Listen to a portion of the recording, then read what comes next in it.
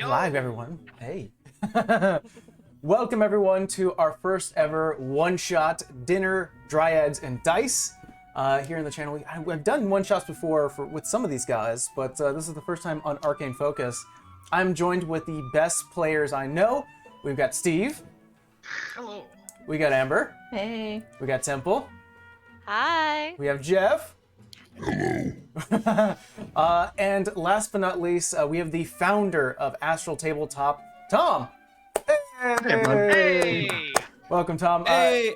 Thanks for having me. Why don't you go ahead and tell our viewers what Astral is for those who may not know.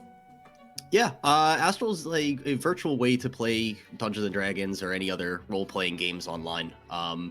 Started about 4 years ago. We've been growing ever since. So yeah, if you're looking to get into tabletop games or if you've been stuck at home because of the pandemic, it's a great way to kind of dive right in. Shows you a lot of the ropes, easy to use tools, and yeah. Keeps you sane. Yeah, and music constantly. As a matter of fact, if you guys didn't know who those are in chat, if you type !Astral, you'll be given a link. And of course, there'll be an automatic bot sending out randomly the link to Astral's website. And there's a panel as well in the Twitch description. Thank you so much, Avelina and Kenzie, for subscribing. They subscribed during our little intro. Thank you so much. Appreciate it. So this one shot's gonna be fun. For one, I encourage all of our players to get creative, especially when it comes to cooking. If you don't know how to cook, that's fine. Just make something up. And there's going to be an associated skill check with it. And if you haven't picked up on it, the theme of today's game is cooking, culinary. So, it's for a wild ride, and you may get hungry at the end of this. Probably. I'm already hungry. The cheat book. Okay, you guys ready? Recipe. I'm ready. Ready. Here we go. In the continent of Vintir is home to a multitude of wildlife and monsters, from the dangerous chimera to the simple awakened shrub. Like any other place, it takes a strong hand and a smart mind to survive in the wilderness, and sometimes you need to be creative and exploratory, especially when you're running low on rations. And that is where we pick up, where that defines today's group to a T. Malachi, could you please introduce us to your character? It would be my pleasure. Hello everyone, my name is Malachi. I am very fascinated with the spice of life. I work in kitchen. I am saucier. And of course, What do you look like? Oh, I am very, very blue tiefling.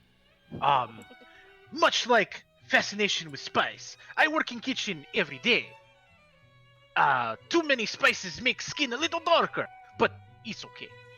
I have little sister, Megan, very annoying. Do not like her. But you will find out soon enough. Well, Malachi, you spent most of your life in libraries, studying within the local academy. You read everything, including cookbooks. And after an almost deadly encounter with some dust mephits, the aftermath left the air saturated in their remains. I remember this very well. The dust tasted pungent. Hint of paprika, maybe? But from then on, the culinary bug bit you, and the world of spice and sauces became your bread and butter. What else is out there? What else can be used to enhance the taste of food? Only time will tell. Megan, could you please introduce your character? I am Megan. I am a tiefling. I am red with colorful hair, but because I am constantly covered in powdered sugar, she kind of reads kind of pink. What else? 30-year-old. I have a very annoying older brother who loves to outshine me and talks so much. Silence! Unlike your brother, Megan, who left to the academy at an early age, you, at an early age as well, knew that you wanted to bake and work with sweets. Even though you learned a lot from your mom, your competitiveness drove you to outshine her, as well as any other local baker around. Making candies, cakes, and toffees was in your blood, amongst other things, and we soon find out. However, after you traded some goods for some wing dust from a traveling sprite, you knew that you opened up a whole new world to confectionery cooking. After one bite with that added ingredient, you knew that you and your brother's drive to experiment with uncommon ingredients, you knew you were going to change the world. Mathis, could you please introduce your character? Hello, my name is Mathis. I am a seafood chef. I specialize in the seafood, in the shellfish. I like to squish them and make them into yummy confections. Unfortunately, I cannot taste it. I am deathly allergic to seafood. Could you please describe what Mathis looks like? Matthias is a burly man with a very big beard, and for some reason always walks around in a chef's outfit. Even he does not know why. Mathis, you were born an entertainer. You traveled from city to city, port to port, telling tales of adventure and wonder. Through the merriment and excitement, you always turned to night fishing to relax. It doesn't matter that you were allergic to seafood. You knew that the sea and its bounty can provide much like an old song. Donning a mask and gloves, you practiced this new passion day and night. And now you can debone a fish in 1 minute and 3 seconds, blindfolded. After showing off with one of your blindfolded sessions, you accidentally served chopped bullywog flesh. Only after that it was cooked and served that the patrons told you that they love the meat. You got skills, and now it's time to use them. Indeed. Let's see here. Let's get to... Yeah, I was headed off to Cass. So Cass, could you go ahead and introduce your character? Cass is a Kalishtar. Just personal note, Kalishars can look any way you want. She has like a full detailed snake tattoo running down her neck to her chest. Her eyes very much look like they kind of resemble a snake's eyelids, so they have slits, dark hair. And she carries a belt with her cutting knives or daggers around her waist, and sometimes she sounds like she's talking to herself, but she's not talking to herself. Cass, what is... Oh, so that's... Oh, perfect. So, Cass, you were the weird kid in the family. Talking to Obviously. yourself constantly, and who is Eldros? Cass? Well, regardless, regardless, your siblings and parents didn't know what to do with you. And maybe that's why you took up being an adventurer. You traveled the land seeking fame and fortune. You almost died once in a pit of sea serpents, but that experience changed you for the better, for the most part. And after a deadly encounter with an Umber Hulk, you were left alone, separated, with no friends or food. You caught and cooked a twig blight, topped with some Maya-coined mushrooms. Exquisite. Fame and fortune. With this new combination, I think you found that.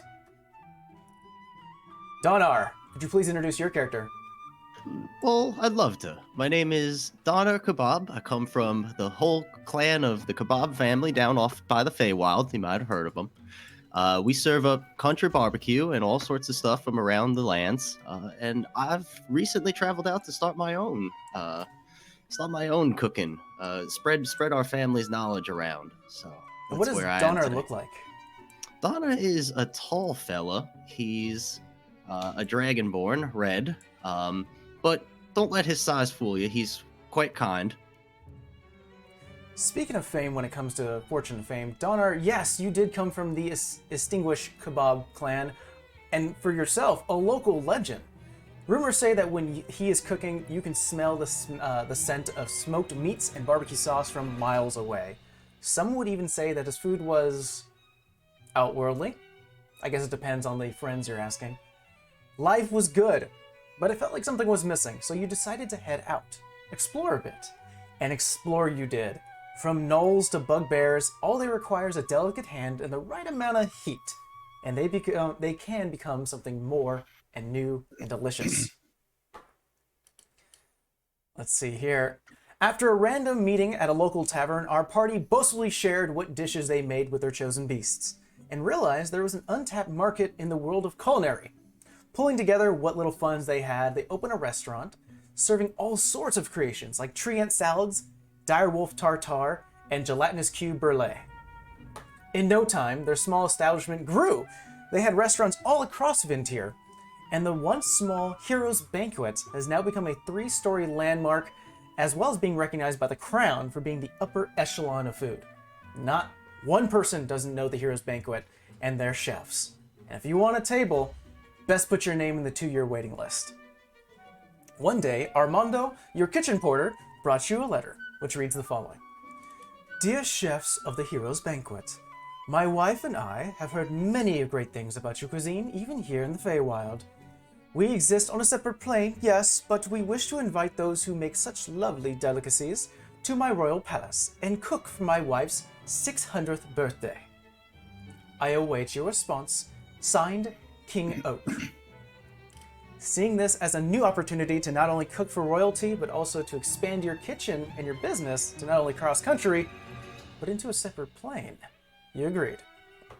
We now join the party in the kitchen of the Heroes Banquet, looking over the chefs who'll be taking over for the day in their absence. Currently, you guys find yourself in the familiar Kitchen Banquet's kitchen.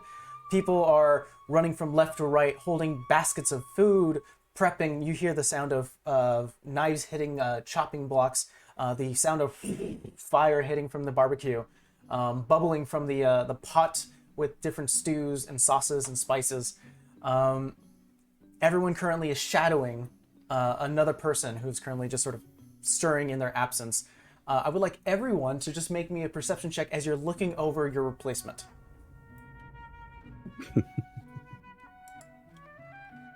have to find my stats now. Yeah. 6. 13. 6, 13, got it. 4. That's gonna be 11. I am too caught up with what I am doing. 16 for me. All right, so everyone keep those numbers in mind. Malachi, what did you get? I got a 4. I am too busy perfecting the saute.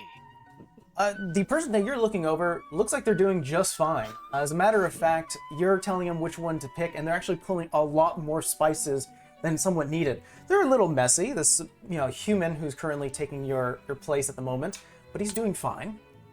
So I'm going to mark him down. Too many spices. Unacceptable. All right. Megan, what did you roll? 11. 11.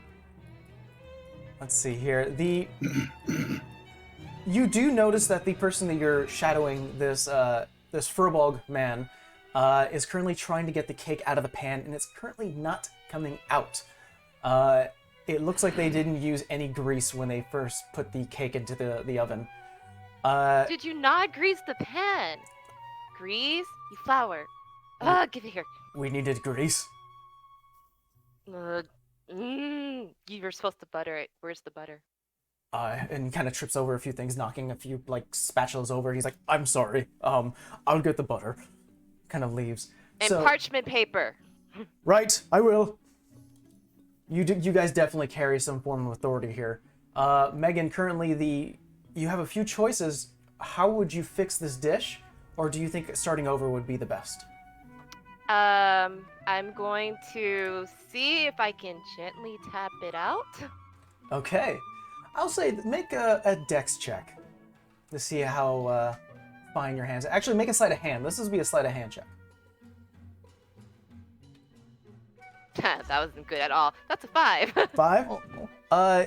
In your moan of anger towards this Furbolg who kind of messed up the cake that you've been teaching him how to make, you tap the end too hard and you start to move the spatula and it just falls in halfways. You can definitely see there's a crack, and it could maybe be fixed with some icing, but yeah, you're trying to limit your options. I look at him like, can you make pudding? I can make pudding. Yeah. We are going to cut this cake. Parfaits. Right. I'll get started. And he starts to move Good. and get into the station. With I'm your gonna help. start cutting the cakes up. Perfect. Cass, what did you roll? 13. 13. You definitely do notice that, let's see here, I'm going to find it, that the person currently who is working, oh yeah, here we go, who's working your station is currently cutting vegetables and is cutting it in the wrong way. He can actually cut his finger off if he's not too careful. He's not using the knuckle technique to maybe not, have an issue. Can I use the telekinetic and move the knife out of his hand for a sec? Yeah, it starts to fly and he goes, oh, and he kind of turns towards you who's currently behind him. You're doing that wrong. You're gonna be missing a finger soon. I don't want that in my soup. I don't understand. I'm chopping. Like this, and then she'll move it to show him. Roll me a dex check. Okay. I don't know if I would trust that dice. 15? 15. Yeah, with expert finesse, you grab the other carrot, And at the same time as this is happening, you hear in your head, Oh no. Cass, the What? soup, it's bubbling. Thank you. She'll walk over to get the soup. All right, finish that one. Donar, what did you roll? 16. 16. You notice that the human woman who's currently taking over for your station, she has a lot of kebabs hanging on these hooks, and a lot of the meat looks like it's barely been cooked. As a matter of fact, the flame is a little too low. I politely come in and I use a little bit of my dragon breath, and I kind of boom the flames a little bit, and I say, time is the most important ingredient we have here. Let's move these a little closer to the fire, and I kind of like show her position the kebabs a little bit down. She's seen you use your breath before, and it kind of frightens her for a second. She kind of moves to the left, not expecting a flame to come from her shoulder. But she does see the charred new look of the meats. She's kind of nodding, going, "Okay, all right." Takes it off the hooks and puts it back into the flame. Does it need to be raised or lowered? Patience is so right in the middle. You don't want to go too hot, not too cold, but right in the middle. So where it feels best. And because you used your innate abilities, you don't actually have to make a roll. Something that you've done for I'll take hundreds that. and hundreds of times. Mathis, what did you roll? I rolled a 6. A 6? This person who's currently, starting to fillet a fish, he's doing all right. He's kind of pulling. You definitely see like the bones being pulled in the right position. He has all the spices that was given to him by the spice station. You know what? This guy's actually doing pretty good, and he's just sort of looking at you, going, "Am I doing all right?" No, you're not doing all right. Oh, Man, you're so incompetent. I wish you'd just jump in the oven and make my life a lot easier. I'm sorry, Mathis. I didn't mean to. I mean, Chef. I'm sorry, Chef. Malachi, what are these spices you're sending over? What is going on here? This is doo-doo. What do you mean? This is all the spice you need. No, you need to do a better job of having your guy bring over the right spices. This is not going to work. I believe you are mistaken. You must utilize each spice to perfection. Did you see how much he was using? Of course you didn't. Of course I saw how much he was using. Not enough. This is why I said more. At this particular point, you hear the doors from the back area where you get a lot of your deliveries open up, and there you do see the small dwarven form of Armando, your kitchen porter, who's been with you for a long time, since the very beginning. He doesn't have a lot of skills, but he's stuck with you, and regardless of learning some new skills, he likes being a porter. He is your right-hand man. If you need something, you talk to him, and there's no one else you trust. He opens the door. Guys, they're here. They're in the back. I'll get the bags. Who's here? We will finish this later, Malachi. Very well. You guys start to head your way into the store, or not the storage, the delivery space in the back, where you do get a lot of like the wagons to come by and give you fresh food in the morning. They're standing out in the middle of sort of this open area is a tall being, really like brown skin with cracks in the middle, looking like almost like wood fabric or material. His entire body is actually covered in bright green leaves. Almost acting as somewhat clothes that also goes into a vine onto his head. He does wear these like nice sash, like silk, white colored, and currently is just standing in the middle, waiting for you all, standing about 8 feet tall. As you currently looking at this individual, "Good morning. I am Ivis, servant to King Oak, and I will be in your command for today's event." I kind of put my hand over my nose when talking to him, so as to not set him aflame as I speak. Good morning to you, sir. Good morning. I'm very much aware of the establishment, but I don't believe I know your names. I'm Cass. Nice to meet you, Chef Cass. Nice to meet you. as well. I am Mathis, and that over there is Spiceman. You can call Spiceman Malachi. Malachi and Mathis. Nice to meet you, chefs. It's like, you may call me Megan. Megan. My pleasure. And Chef. I'm Donna Kebab. Nice to meet you, Donna, Chef. Are you feeling alright? Seems like you're... Oh yes.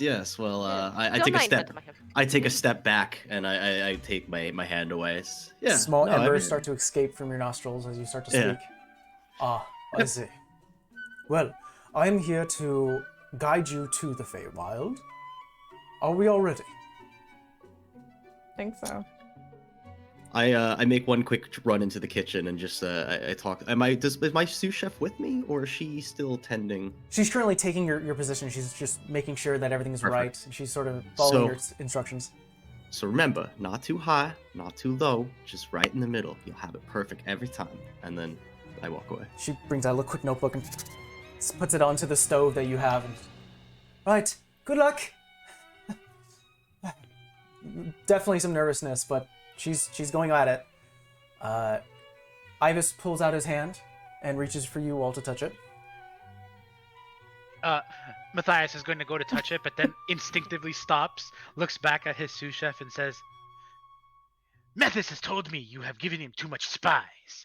If I come back and find out that this is true, I will have your head. Malachi, let's go. Very well. And everyone reaches for the hand. In a puff of flower petals and leaves, your vision escapes you. At this moment, you currently just see black, and we're going to go ahead and just pull off to the camera as the camera pulls back for where this wave of wind and leaves pull away, and you do see Armando holding multiple bags, going, all right, I think I've got your ingredient. Uh-oh. Hello? Guys? This is going to be a problem. But you guys are unaware of this as you feel almost your body going up, then down, almost like your body is being pulled through space and time, and you appear in a huge forest, so large where you can look up and you just see canopies with bits of light of green and orange poking through the sky and through the trees. The trees themselves look like there's a mishmash of green, brown, and blue. The flowers themselves are almost luminescent. You guys are in a strange land. Welcome to the Feywild. There are no chirps of birds, though there is movement in the trees and the foliage around you. Ivis starts to walk forward, his long legs. As you guys follow, you just see globules of light start to illuminate a bright pink.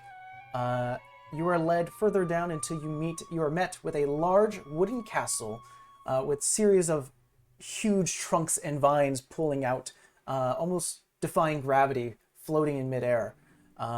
It is an amazing sight to behold. I will, if you want to say anything to Ivis, you feel free to interrupt me. Ivis, I do not wish to alarm you, but it appears we have forgotten our ingredients. This may be a problem.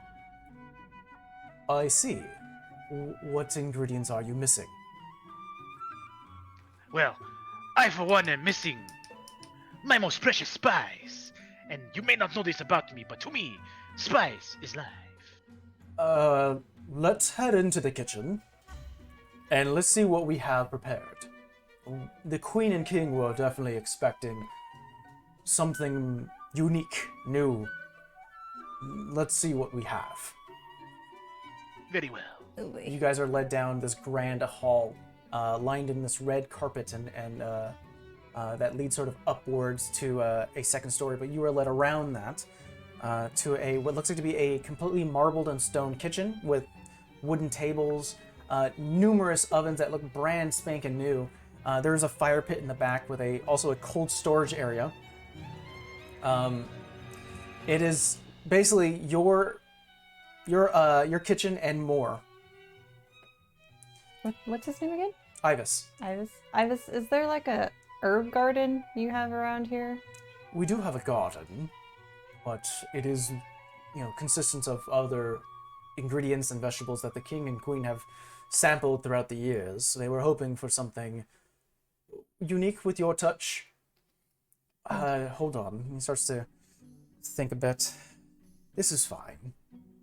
This is fine. This is fine. This is not fine. Eli, I don't think this is fine. I too do not think this is fine. I'm not sure. I'm not sure Fine. this is fine. Not if you want unique. This is not fine. Okay, all right. Well, maybe is there like a scouting ground like that would be unique to things we could retrieve from here, or like that isn't traveled far? We do, well, we do have a home next to a wild ground behind the castle border. You will only have a few hours. If you need any equipment, please take it, but I can probably stall the kitchen staff for a while. If you are experts in what I've read before, if you are fine with extracting your own ingredients, then I encourage you to leave and see what you can pick up. Well, I didn't bring my adventuring boots, but I suppose I'll dust them off. He leads you I to... too. Oh, yeah. I too would like to peruse your forest for the finest spices, something never once before tried in my dishes. You guys are led into a small closet area where there are multiple equipment, and this is where you guys get your, we already sort of established what you are wearing, so this is where you actually get your like adventuring gear. You do have your knives and other utensils used for cooking as well as defense. Maybe can be a little interesting, but you are led into behind multiple corridors leading downstairs, further down. To a back area. There is a garden with multiple luminescent flowers and trees.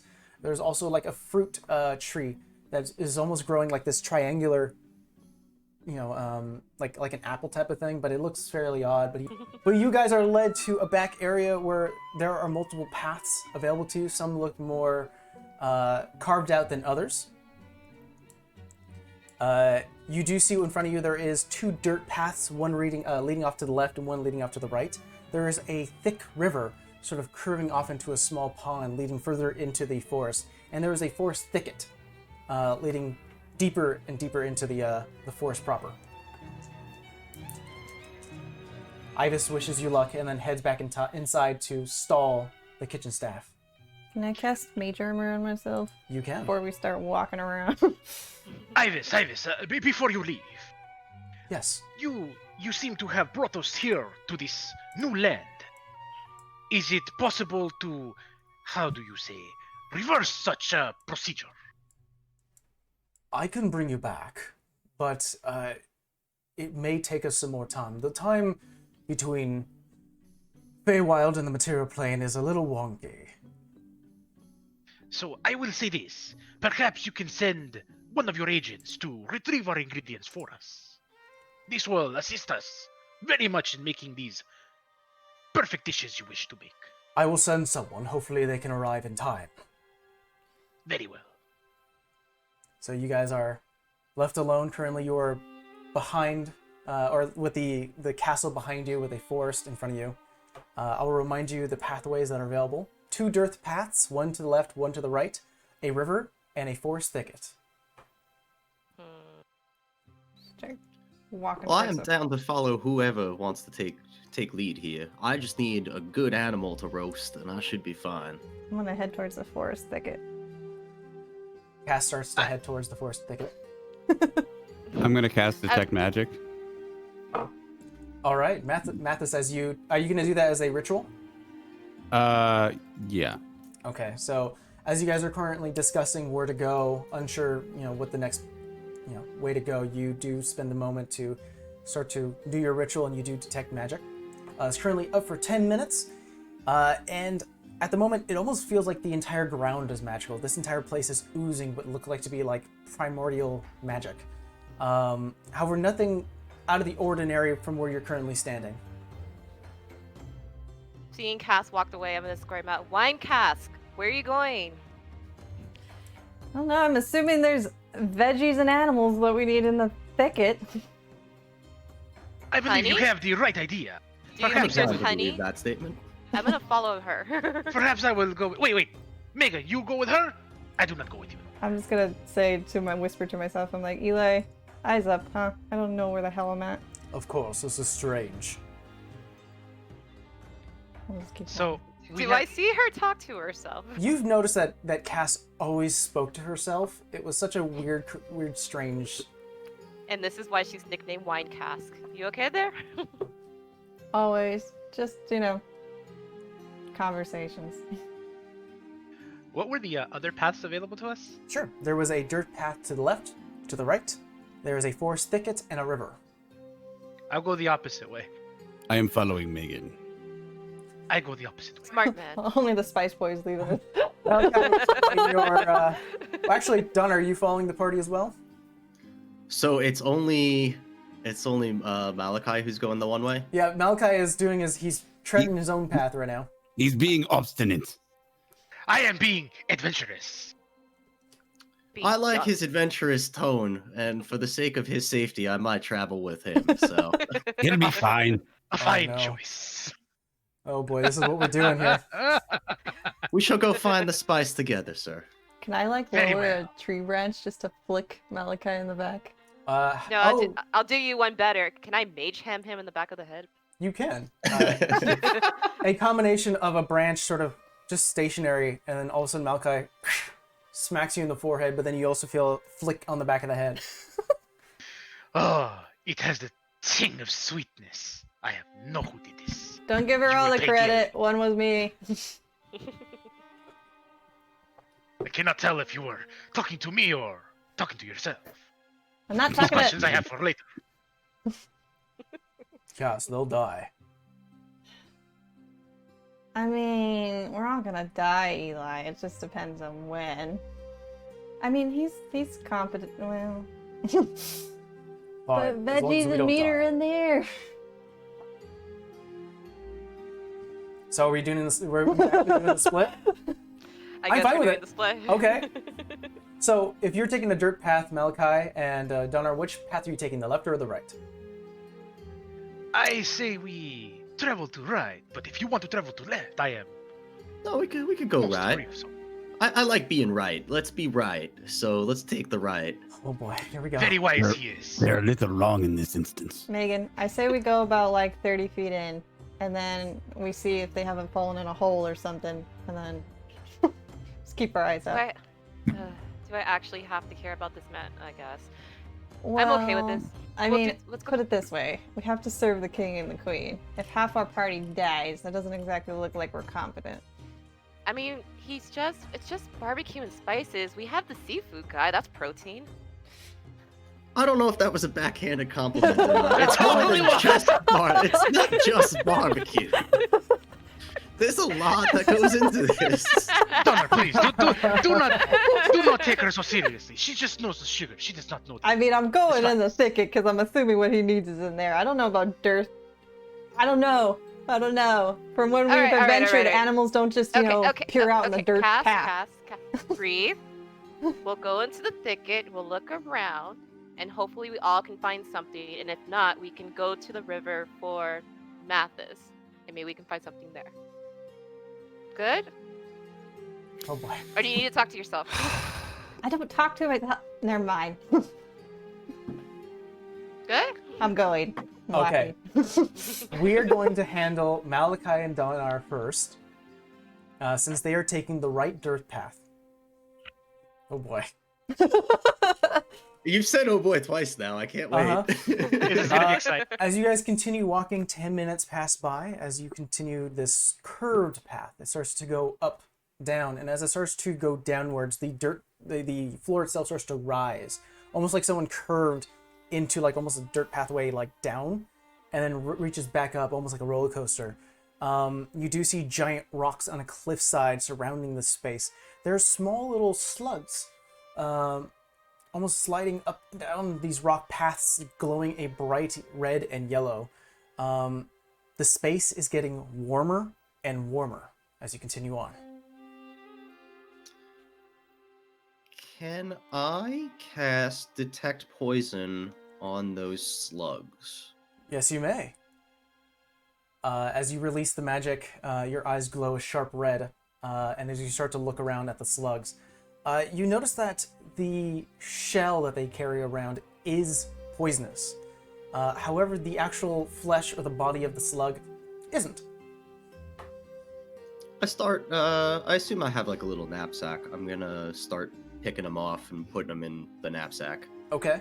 Yeah, you take a few. We'll say that after maybe a few minutes, you take about 4 of them. Okay, sounds good. So go ahead and mark that you have 4 red 4 and slugs. yellow slugs. I would like to do an investigation to see if I can notice any sort of special spices. Roll me an investigation check.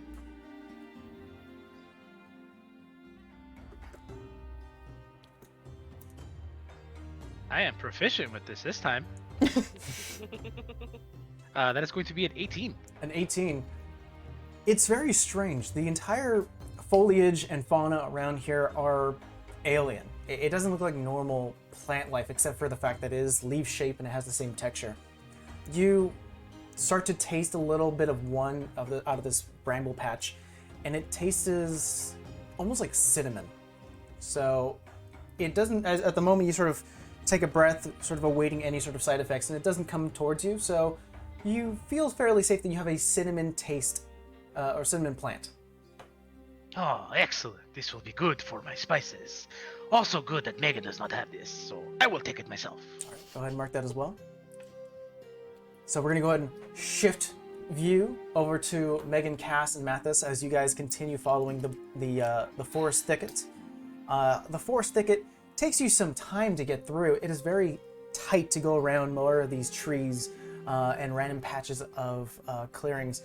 You do find one particular patch of clearing about 10 feet in diameter. Everyone make me a perception check. Ooh, natural 20 plus 2, 22. Natural 20. 16. 17. Wow, you guys rolled really well. Oh, says Don't the person say who that. just got a 1. Well, it's a 2, but it's a nat 1. Yeah. You do guys find off to the tree behind you that you just currently passed by looks like to be an overly large centipede that is almost striped like a zebra. Hey, It's currently Mathis, you didn't see any magic on that little guy, do you? Let me see.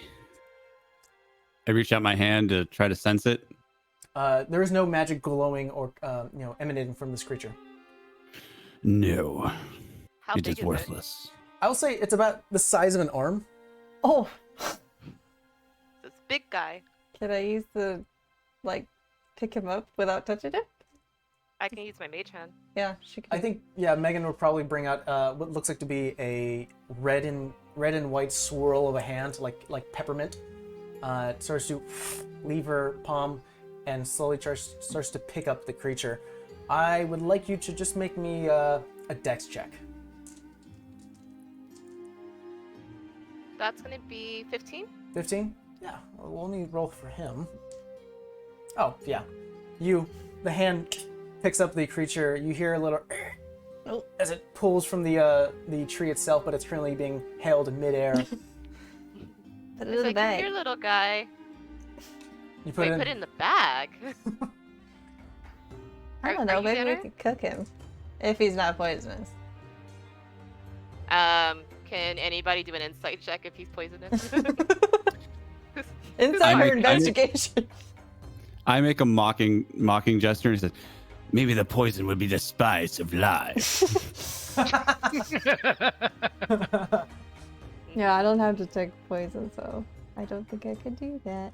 Yeah, unfortunately, unless you have something specifically to detect poison, I don't think this. Well, maybe we'll just put him down Malachi's back later. Just put him in the bag. Out of Put it in nowhere, you bag. hear a voice from the other side of the forest. Maybe you should try and eat it. I love how Malachi he just happens to hear all this. I hear No. all. No, he just had a random outburst of Stop my Donner going, you should probably eat it. It was So- right after I suggested taking the shells and crushing them for spice or something like that. Oh, no. What else is in our thicket? Is there like flowers, berries? Yeah, like There are herbs. patches of flowers. They look a lot like dandelions, except they almost start to shift in color as sun starts to shine upon them and then leave as a cloud passes by. Would it be an insight check or a wisdom check to see if I knew if it's edible, the dandelions? You'd have to roll an probably investigation check. No, this will probably be a nature check, actually. May I roll a nature check? You may. That's not as good as I wanted. 13? 13. You start to turn them around, and they look familiar. I mean, they look like dandelions, but the fact that they're almost becoming monochromatic, and then almost like an RGB type of scenario when sunlight hits them, it's kind of alien, and you're not entirely sure. It might look pretty as a decoration on the plate, but... I was gonna say, like, Cass, if I ate this, do you have something that'd help me? Probably not. I mean, I could help you the hard way, and she'll hold up one of her daggers. But I don't think you're gonna be too keen on this method. Where's Malachi when you need him? God damn it. I'm gonna cut some dandelions and put them in the bag, and I'm like, I'll just have to do a favor later. Mark that you have it. Once again, you hear from the side of the forest, I'll make sure Megan does not get this. We're going to shift our view back to Malachi and Donar as you currently continue walking forward down this sort of curved path with multiple cliff sides and rocks. It is getting, as it was getting warmer and warmer, it's actually getting kind of toasty now. So much so you can definitely feel sweat starting to come from your brow. How big are these rocks around us? Some of them I would say is about like 8 feet tall. There are smaller ones sort of surrounding the larger ones, but you know, a lot of what you see around you are like giant boulders. I'm thinking about taking a couple of rocks to build like a pit when we get back to like the kitchen, so I can like use them as like lava rocks, like the hold heat kind of thing. Okay. Yeah. If it's already warm here, they're susceptible to the warm climate. I don't know. There's something here I'm working with. That's what I'm thinking. So I'm gonna pick up a few rocks. Collect a few, sure. Donner, I must ask, why do you pick up the rock? Oh, well, the key to good barbecue, even though some people may think it's easy, is it's time and patience. So you need to hold the heat slowly. So these rocks will do just the trick for that. I see what you mean. Here, allow me to help you. And I will also take some rocks. Okay. Mark, Thank you very much. You have a few. The two that can stand each other went to the right. I like this kind gesture that was happening here. So I would also like to cast, if I can, locate animals or plants. Okay. And I'm looking for as I'm kind of conjuring this up, I asked Malachi, I'm like, what type of spice are you looking for, good sir? Well, it appears all my spices are gone, so I would like something spicy, something with good umami, something very pungent, aromatic. The spice. And I use that as the conjure to find which plant I'm looking for. Okay. What is the range for detect? I think it's up to 5 miles. Let me confirm that though. Hold on. Yes, please.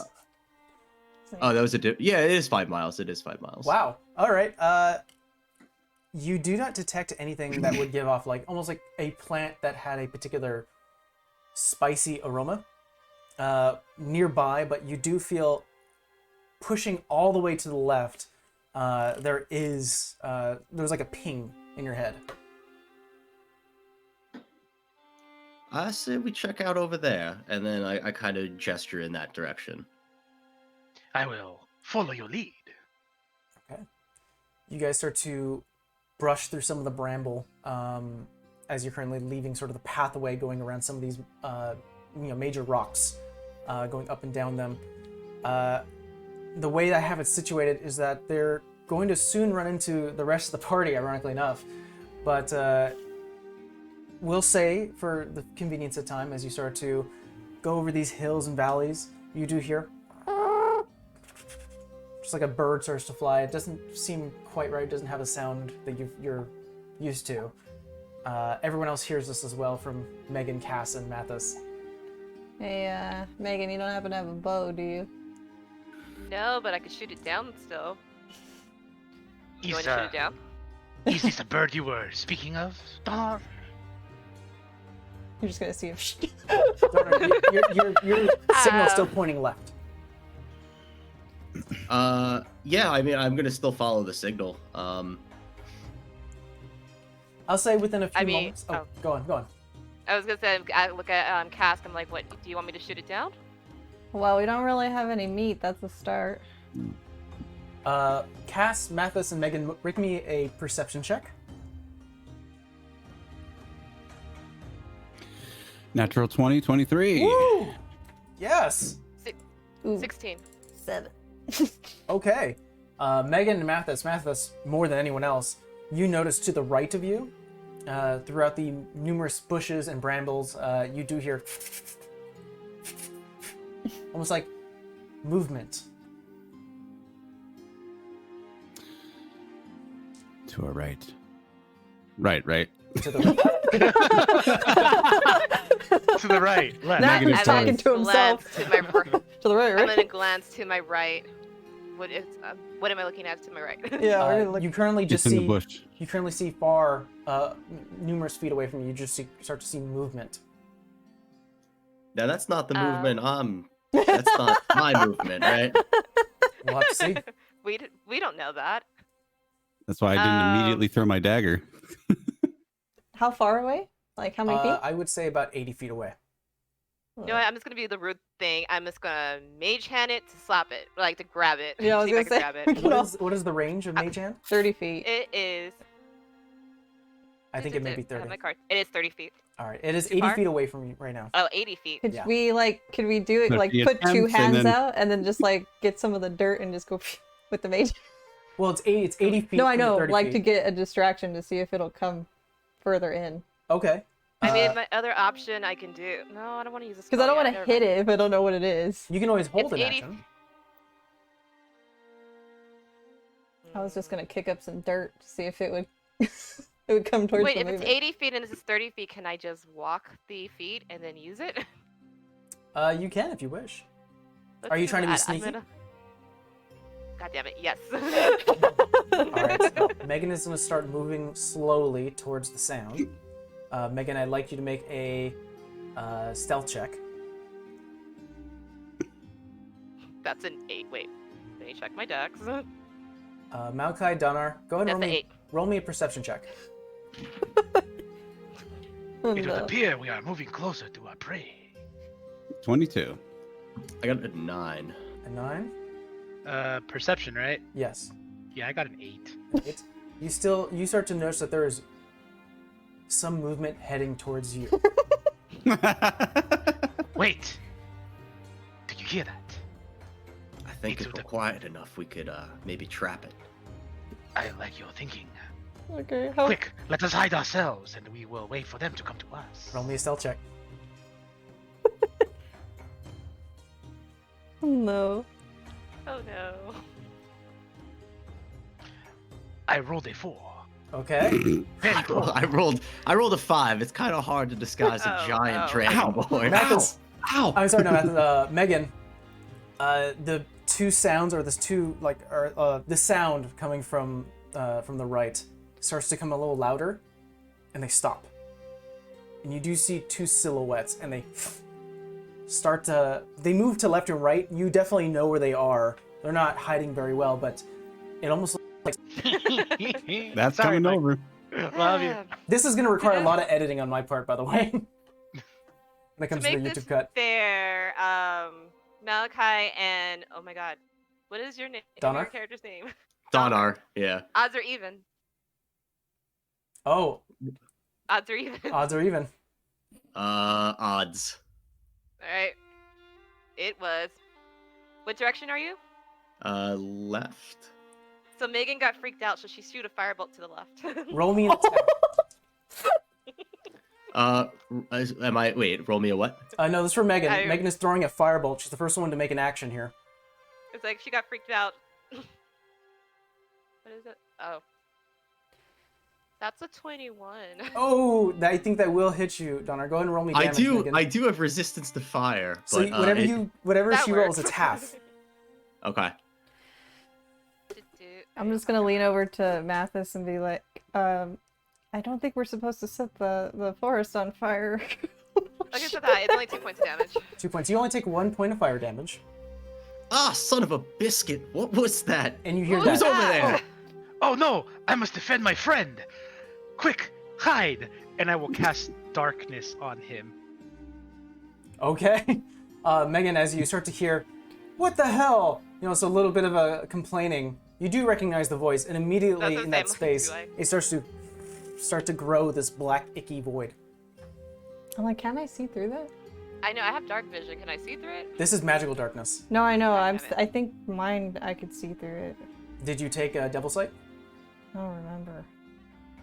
Took so many things. Be on your list. I know, I'm looking. It's a very particular thing to see through this. Mm-hmm. Yeah. I think Devil Sight's My- probably the only My whole thing you thing need. is, I'm Is it like a assuming I one-way heard- mirror? Oh. sorry. No, Go ahead. you're blind too, Donar. Okay. I have no idea what's going Wait, on. do you have My Devil whole Sight thing as is, well? it's like I heard their voices, so can I just call out for them? You can. I'm gonna call out for them. I'm like, is that you guys? Oh, I recognize this scrawny voice anywhere. Megan, what do you think you are doing? You What will do you light think you're the forest on doing? fire. Do you Not ever even be quiet? apologizing. Nope. No, I didn't take it. Not even apologizing to our poor Donar. You almost killed him. What is wrong with you? I Hey did. guys, where am I? Can you take this down or something? I am sorry, my dear friend. Let me. And then I go ahead and I take it out. This black I'm like icky void. brushing like ash off my shoulder. It's almost like you're brushing off like fog, like black fog that is starting to like dismiss itself. Yeah. I do. I'm sorry, but you shouldn't scare people in bushes. No, that's all right. I probably had that coming. I do not But, know. I Perhaps mean- your first instinct should not be to fireball things. What? As you guys start to meet up in the middle between sort of this empty pathway and where they're currently standing in the thicket of trees, I'll say Mathis, as you're starting to walk that way, your foot crushes something, and you look down, and there is almost like a hole in the ground. Like you would have almost fell into what looks like to be a drop. Huh. That would have been bad. Watch your step, everyone. Look down. It's dark, and I don't think you have dark vision. No, but I do have dancing lights. 4 orbs start to appear, and they start to fly downwards into this cavern. You do notice that there is almost like a grassy patch, a lot of like where the greenery sort of fell into this this pit, and continues forward. You do see what looks to be mushrooms, wild mushrooms. How far Well, down? I believe it is safe to say that we are all together now. Like 15 feet down. Could I mage hand to try and pick them up? Yeah, you can. I'm gonna try and do that because I don't want to go down a hole. I look at Malachi. It's almost like the DM had it in for us. I believe you are correct. We As- must be careful. As your mage hand, this time, as opposed to Megan's mage hand, this one looks almost like a scale. Different webbed fingers sort of reaches downwards, with almost looks like an eye on every hand. Reaches down and attempts to pick one of the mushrooms. Roll me just a d20. Oh, this is gonna be good. It's not good with the DM. So just roll me a d20. 18? 18. You hear a bit of from the. I drop it. You don't fully pull it, but it does almost scream. What the hell? Oh my god. What was that? Sorry, I think. What? I will say that probably Malachi and Cass, the scent of almost earthy, fresh mushrooms fill the air as you start to look down this cavern. Oh, perhaps this might help us on our quest. I'm not touching one of that. No. It screamed at me. The mushroom screamed at you? Yep.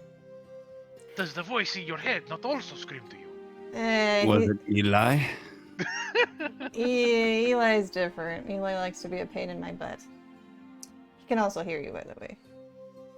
Well, in any case, Donor, I am so sorry about what happened before. She takes that a lot from her father. Very fiery, if you will. That's It all looks- good. We were all adventurers once. I had not the I'm first almost time I've been certain shot. he's our cousin, so I don't know why you're saying that. Oh, I hate you so much. Anyway, do you need mushrooms from below? I will offer to help. I don't know if I want to get that mushroom. You do notice with the assistance of the dancing lights, there are multiple colored mushrooms. Well, you tried to pull a gray one. There are red ones there as well. Okay, maybe don't pull the gray ones. So, Try the red one. I'm going to go and place you guys in the map. Hmm. Yay. I will attempt. Welcome. Ooh. I will attempt to find my way down. Ooh, pretty. Welcome to Astral. Ah! And let's go ahead and show the audience. Love the light sources. Just a nice touch. I love... Astral gives us the ability to do that, and I love it. By the way, everyone, if you're just watching us, you can always type !Astral to get a link. And please sign up for an account. We also all like glowing, shiny things. So I will say that Hashtag not sponsored. probably Cass and Malachi and probably Donna are like the ones that start to smell the scent of fresh mushrooms. I'll mage hand a red one if I can do it within range. I'm not touching that gray one again. Okay. I have enough of things talking to me. We didn't see that, Mike. Don't worry. Oh, that's fine. Yeah. It's happened multiple times in the Rager campaign too. Well, Let me see if I can find it. All right, there we go. look at all this. It is beautiful. All right, so go ahead and place yourself. Where do you like to in this first sort of roundabout? I moved. I'm not Alright. gonna move super close though. So Mathis, Donar, and Cass, you've chosen your space. Megan, is that where you would like to stay? I'm gonna walk. I'm gonna follow Mathis. Okay. And Malachi, is that where you'd like to stay as well? Indeed. Uh, I am taking it all in. Let's see here. Malachi, Cass, and Donar, please roll me a con save. Oh, good. As the mushrooms, as you start to walk closer, you do see that there are numerous Ooh. vines on the floor. As your footsteps walk on them, the mushrooms themselves start to pulse, and then a large splash of spores, greenish in color, starts to escape. 21, sir. 21, 12. 12, That will be 5. 5. Donar and Malachi, you take 4 points of poison damage as whatever these spores were hit your nostrils, and it is almost burning your insides. Oh, this place, it is so intense. And no, you're okay. You're not that close. All right. But this is what happens for the first round. You may move yourselves away from it if you wish, or maybe pick some of them. Well, I am not about to let a fruit get the best of me here, or a vegetable, whatever these are. I forget what they are. So I am gonna pick one up. All right, easily enough done. As you snap them out of their stems, you do see a lot of like these circular, the white patterns around them. We're almost like convulsing, letting out the spores, but as you ripped it from its stem, it starts to close up, inert. I'll take one with my mage hand. I'm not gonna pick it up directly. All right, you two take a few as well. I will walk to this one, hold my breath, and yank it from the earth. Okay, roll me a con save. 2. No. That is a 15. Oh. Okay, no, you're fine. You close your mouth and you pick a few. You have now a few mushrooms as well. Poison me once. Shame on me. Poison me twice. I do not think so. May I ask why you guys are picking poisonous mushrooms? Did I actually check if they were poisonous? I did not. They're obviously harming you. I could be like those animals that are poisonous when alive, but when dead, they're not. I don't know. Let's see. I'm just picking things up at this point. We can always check with forgot his name when we get back. Do not worry, Mattis. We will test these if these are poisonous. After all, we have Megan, our poison tester. What? Actually, could I do an Nothing. I did not say nothing. Could I do an Arcana check on that? Or not an Arcana check, a nature Check. yeah, I could do a nature check. Yeah, Not that it matters. 6. 6.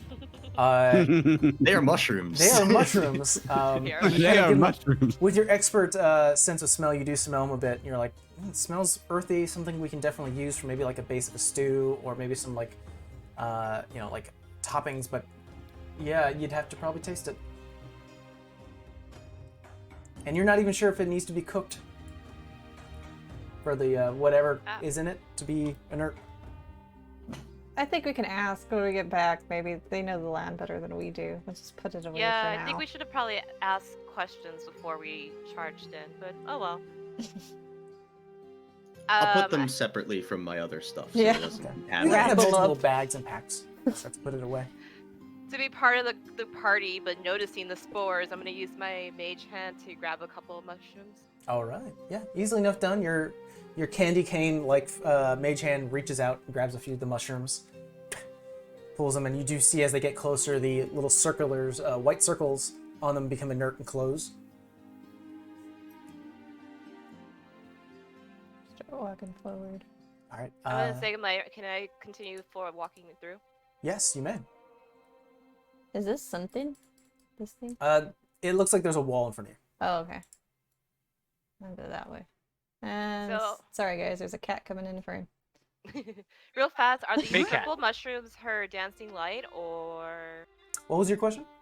I are think you have these to her move the dancing mic. lights? No, Or... actually, No. what Mathis says, you're the one. I saw you move closer to one.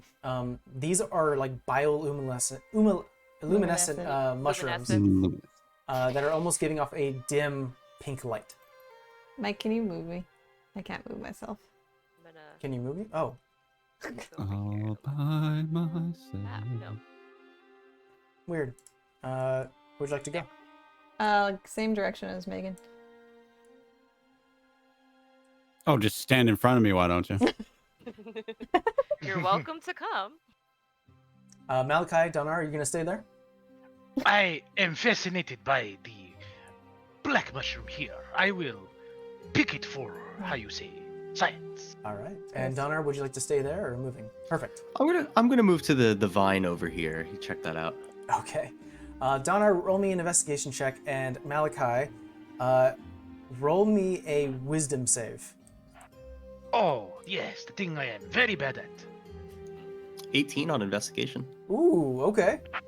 Oh, that is a 16. 16. Not bad, Malachi.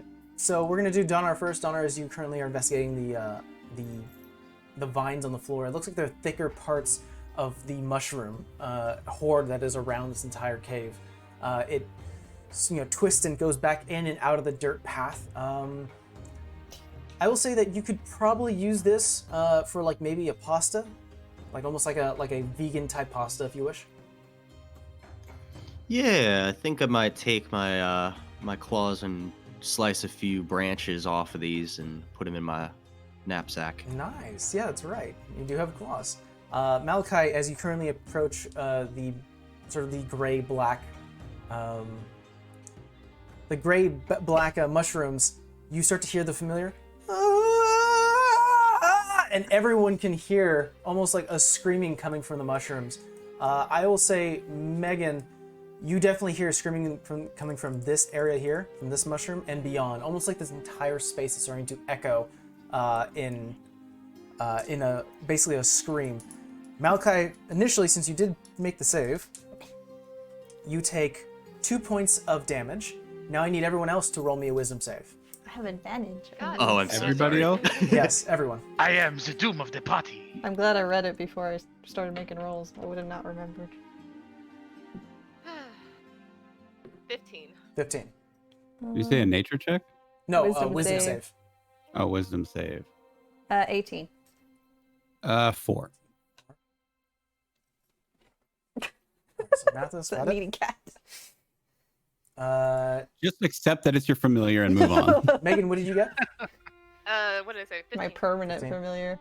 And Donner, what did you get? Here it comes, Ken. I wasn't aware I was making one. I'm sorry. Yeah, wisdom save. Wisdom save. I thought because I was the one destroying everyone here. 17. 17. Unfortunately, everyone succeeds except for you, Mathis. As is the way. Everyone takes 2 points of psychic damage except for you, Cass, you take 1 since I believe you're resistant to psychic. Mathis, you take 4 points of psychic damage. As you kind of grab your ears, hearing this scream that's echoing Not through this resistant to entire cats. cavern. Did you say Don't one worry, point of everyone. success? The stew is going to be fantastic after this. And How many Malachi, points of damage did you say? you take 2. 2. Got it. And Malachi, you may pull the mushroom if you wish. As I'm pulling it, and after I take the damage, I'm gonna say, "Silence, you vile being! You will make the most delicious spice." As you pull it, you do hear the voice go, "Ah!" and very sickening alien-type scream, but it is inert as you pulled it away from the ground. Roll me Put in bag. a nature check. So mean. Okay. You killed it, Malachi. I'm like, what are these screaming mandrakes? Like, what the hell? Nature check will be I mean, I told him not to touch it, but he still touched it. that will be a 9. A 9? Nope. You can only surmise that these probably have a different taste than the red ones. Who knows? Could be worth a lot. Indeed. We will find out soon enough. All right. You Donar, guys- my friend, have you found anything? Well, I found this vine here, and when I pull on it, and I do a quick pull, not to like instantiate it again, Okay. but you could see this happens, you know that. So I'm going to leave that alone now. Do you need some help seeing in this darkness? I think I can see pretty far. I grew up in a pretty dark, desolate area, so I'm pretty used to it. Well, I will tell you what. I'm gonna grab a random like kitchen utensil, and I'm gonna cast light. Okay. Yeah, you grab like a spatula that starts to almost shine this nice glow. The spatula of life. Indeed. Ah, now that is helpful. Thank you. But of course. All right. Where would you guys like to go now? Can I investigate the bioluminescent mushroom? Absolutely. Roll me an investigation check. Why am I flinging and everything? That. That's gonna be 16. 16. It's your turn. You get a lot of. You get Let me see what the 16. You get the idea that not the mushroom itself is bioluminescent, but it seems like there is like this small algae growing on top of the mushroom itself that is giving off this glow. All right. I'm gonna take one of my daggers and kind of just scrape the top of the mushroom head. Okay. Go ahead and mark that you do have some bioluminescent algae.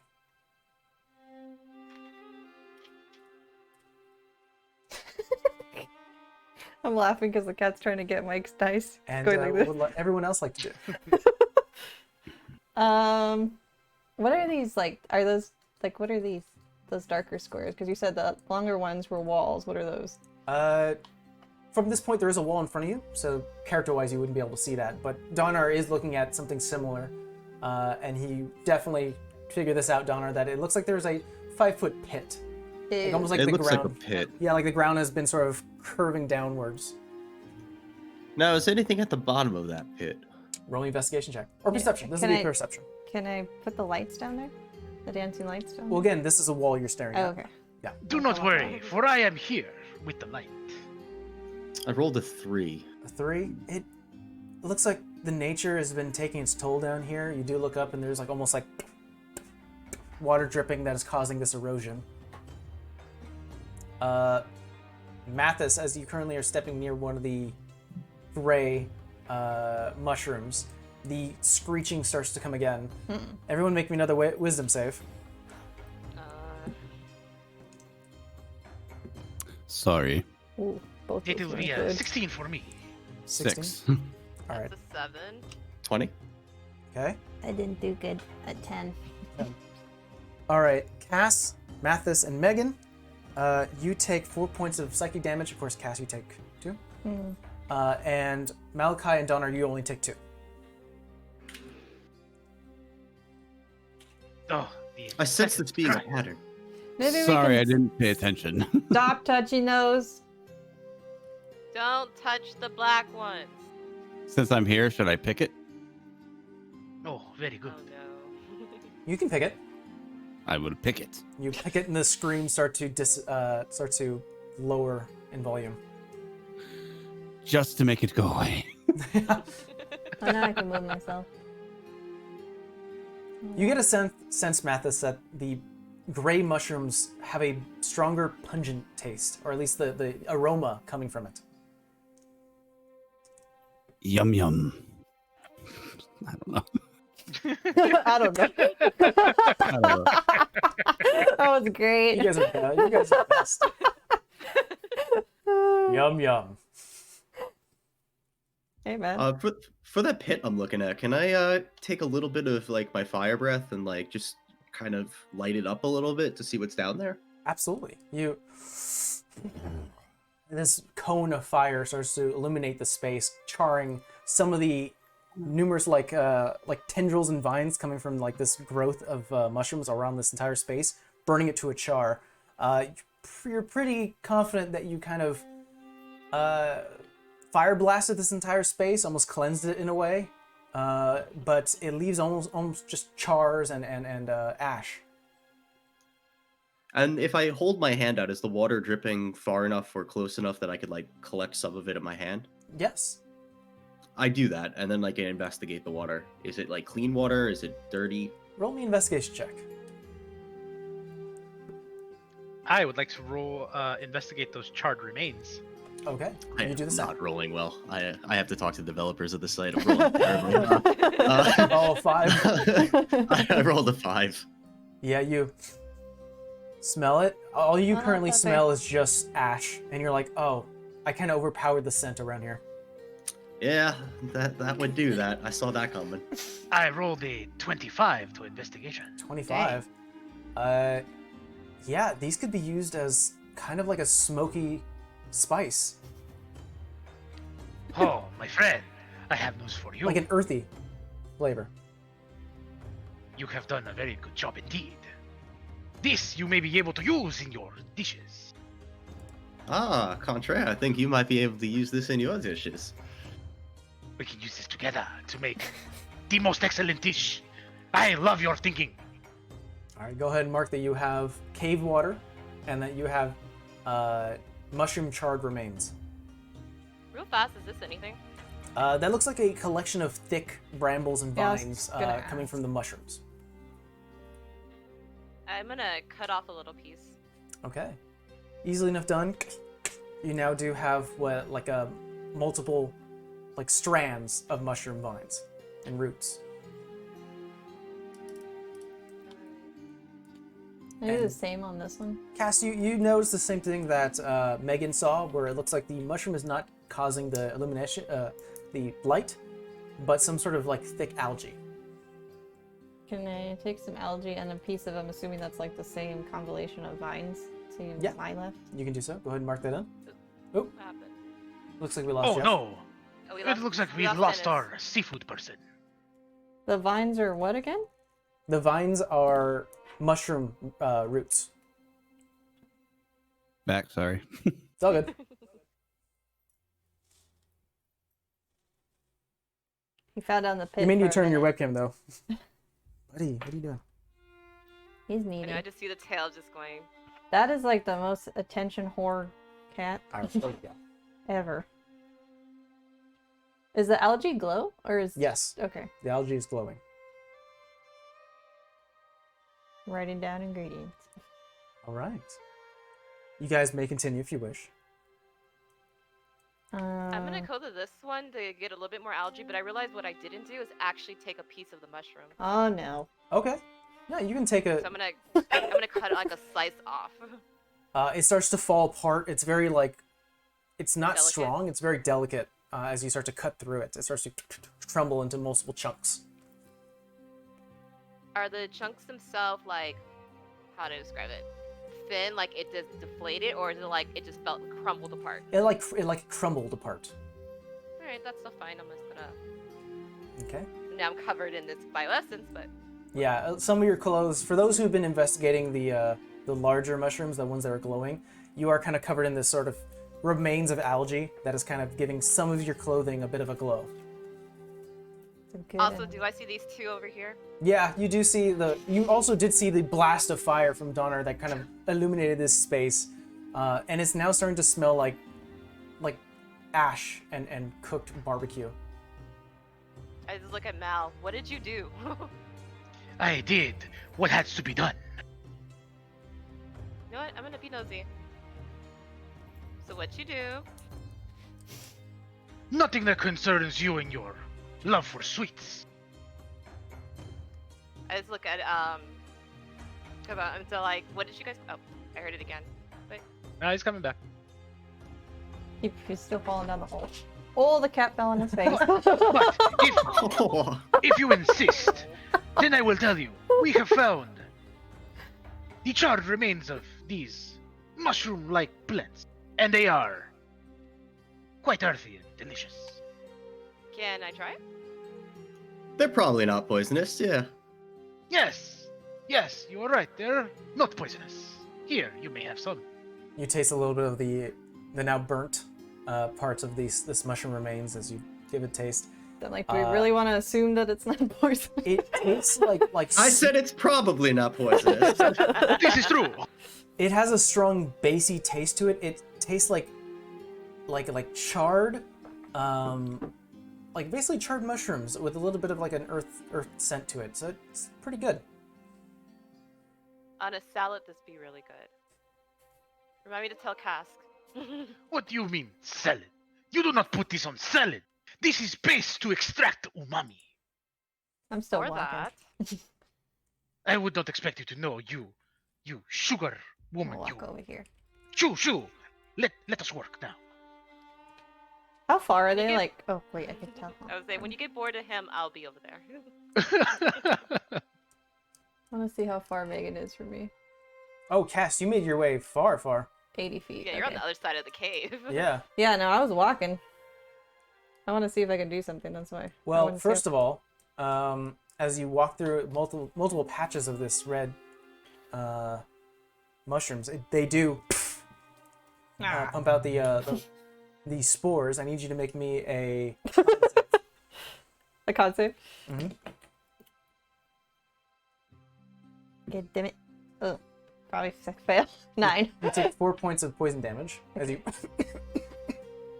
try to pass through some of the spores themselves. Start to burn a bit of your throat. And sorry, guys, for those who are maybe watching the VOD, we'll be getting Mathis back in just a second. I'm gonna cast a message because I just did the little. Again, thank you, Astro, because then I don't have to count freaking squares. She's 80 feet away from me, so I can cast message within 120 feet. True, but unfortunately there The are walls. So I can't. No, Ah, okay. Then I'm not. there are multiple walls in between you. I kind of want to like burn all the mushrooms, but then at the same time that may be a bad. Burn Yeah. all the mushrooms. Yeah. Well, not like to ash, like singe them a bit. So is this like right here that I'm pointing at? Is this like a crack in the ground, or are those like roots, or? It's roots.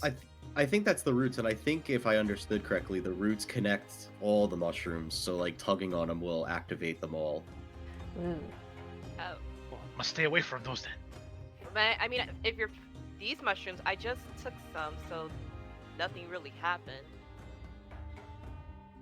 I see hole here. I will go investigate what is in hole. Okay. Malachi cut me off, so I'm gonna be right behind Can him. I chill touch the vines? Can you chill touch the vines? Yeah, you can definitely do so. Let's see what happens.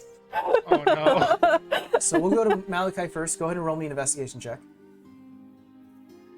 Oh, that is a 17. 17. Much like the last pit that you noticed, it looks like this one was also caused by some sort of erosion. There is a faster drip coming from above. Is there anything worth noticing here? With your roll, no. Oh no. My friend, breathe fire again. Burn it all. Wait. I think you wanna only get some breathe uses, fire? unfortunately. No, I'm like, looking at Malachi. You want to breathe fire? Yes. I'm gonna cast Dragon Breath and give it to Mal. I think that's for 10 minutes, so Malachi, you have the power to breathe fire. I do not think you have ever given me this. So as I exhale, You've never asked.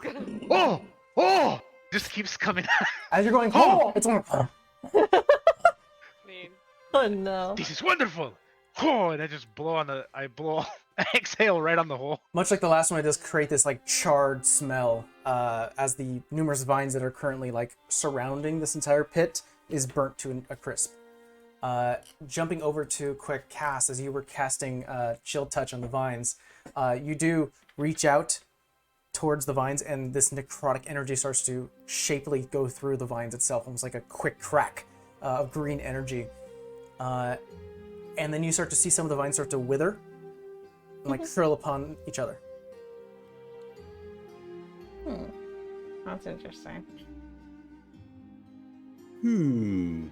Eli. So- it dawns on Malachi that spending all that time reading books about cuisines, maybe he might have read something about the Feywild and, How you shouldn't the touch things? flora and fauna and perhaps edible foods. Well, with your Perhaps. rolls, you are using that knowledge, and it depends on your rolls to see if you remember it or not. Cass, as you sort of call for Eli, you hear, Cass, there's another one off to the right. Careful. Can I just chill touch it again? It looks like it worked for this one. Alright, I'll try on the other side. As you release the necrotic energy on the series of mushrooms here, they too start to become smaller and wither with these cracks of green. You're unsure whether or not you ruined this patch or not. It's okay, I don't need that many mushrooms. But yeah, Mathis, let's jump to you. What are you doing since all this has been occurring? Sorry, I'm still trying to get everything ready. I was trying to follow Megan, so can you move me over to where she is? Absolutely. just to look 'Cause I just smell see the myself in burning a circle. mushroom. Yeah, it's very dark down here, so you do see some of the bioluminescent mushrooms, and now with the charred remains of this pit and the continued droppings of water, this is what you see. Also, I have light. You do. That's I right. The actually spatula. do too, actually. Do you need light? I do. Here, Alright, you I'm may gonna- take this spatula from me. Maybe Alright, you will never find mind. it useful. Thank you, Malachi. But of course. Look at you being useful. For once. I will remember this.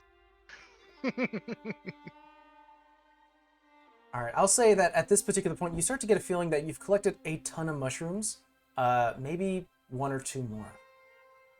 Yeah, not to be rude, guys, but I can only do so much with mushrooms.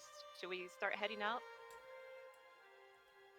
Yeah, nothing on the walls growing, right? Like there's no canopy, anything to collect there, nothing on the walls. I mean, it looks like what's causing this sort of pushback of the dirt and gravel is a lot of the multiple vines and roots of the mushrooms. But you have charred a few of them and collected a lot. Okay. I think it is safe for us to return. Perhaps try a different path. I'm gonna cast the dancing lights and try to make my way back to them, Sure. since I can't see Not a here problem. technically. I'll say that you reach back with your party as they're currently talking above this pit, and then start to walk back. You do meet with them as they're currently discussing what more to do. So I may or may have not killed a patch. Just saying. Yeah, I think that's more reason. I think it's time for us to go. Don't tell our outside of- caretaker. Outside of Mathis, everyone else has dark vision, right? Cass, I don't. Mathis, I think those are the only two that don't have dark vision. Alright, so I'm gonna pull out my candy thermometer staff and cast light on it, on the tip of it. Okay. Now there's a light coming from not only the spatula, the 4 orbs, and your candy thermometer. I have lots But- of light, You guys are a traveling beacon of light. which right is now. either really good or really bad. Well, once again. So I'll repeat a little bit. For the sake of brevity, you guys do make your way back to the entrance of this cave. Not a huge jump to make, because it's only 15 feet, and with the assistance of each other, with the use of your mage hands and sort of the gravel around, you can climb out, and you guys are now back to the surface, where you do see the sun starting to set slowly. You get a sense you only have not that much time to collect the rest. Now, how far away are we from the grounds that we'll be cooking at? I would say you're about maybe 150 feet away. That's not too I'm bad. gonna unload some of those rocks, and I'm gonna get the fire started. You know, because time is important to good barbecue. So I'm gonna get all that situated now, and then rejoin the party. Okay. You go We're to the cooking clearing. in an actual kitchen, right? Are we cooking outside? No, I mean, you have a kitchen to cook in if you wish. Okay. And they said there was a house next door, correct? I don't know. I think there may be some miscommunication. There's not a house next door. Okay. I think I it's actually want to. a room or something. No, I actually want to look at our kitchen space to see what's there. So could I head there? You guys want to head back? Yeah, let's go back and Unload Well- our stuff. Okay. Let's take inventory. You Just guys, check inventory. you guys rush back. You just hear the, and it's kind of slowing you down as you're currently going down the thicket path, trying to go around some of the trees, making your way. You do see the glow and light of the castle far away. As it starts to get closer and closer, you do run into the grounds, back to the kitchen that you were shown. You do see Ivis, who's currently speaking to numerous Dryad staff members, who currently, he looks at you. Did you find what you needed? Are these poisonous? I'll hold up the mushroom. He looks at him. If cooked, they should be fine. And what about that? Hey, Megan, the thing in your bag. Oh, the dandelion. No, not that thing. The little creepy The- crawly guy. Oh, mage handed out because I don't want to touch it. Caterpillar? Oh, a striped caterpillar. Unfortunately, we've never tried eating those. Yeah. So that is something that you need to experiment with. I'm gonna look at the spice boy over there. yeah, Malachi, open wide. Wait. May I at least put a little bit of char on it? I mean, It really seals in the flavor. Mm. really? Alright. Put it in the bag. We can house it for you if you wish. I was Yeah. actually gonna char it. Give You it. want to chart out There is a here fire right pit now? inside here that can be used. Yeah, I'll just give it to me. I'll char Doesn't he still have fire breath? For a few minutes. Uh, Oh no. The remaining minutes. Just chart yourself. And I'll say, with the Close your mouth. assistance of the rocks that not only Malachi and Donner took, it actually starts to give a nice glow within the fire pit that is built for you guys. And with the assistance of your fire breath, it does start to cook and char this millipede, centipede type creature. The stripes itself actually don't go away. You still see the bright white, regardless of the amount of cooking that is being done to the creature. Might look nice on a plate. Question is if we could eat it. And now I will. My question is, if it's not edible, I want its shell. And now I will nibble on it. You'll nib on it. You take some of the flesh, taking away some of the, the tougher part of the creature. It's like a softer chicken.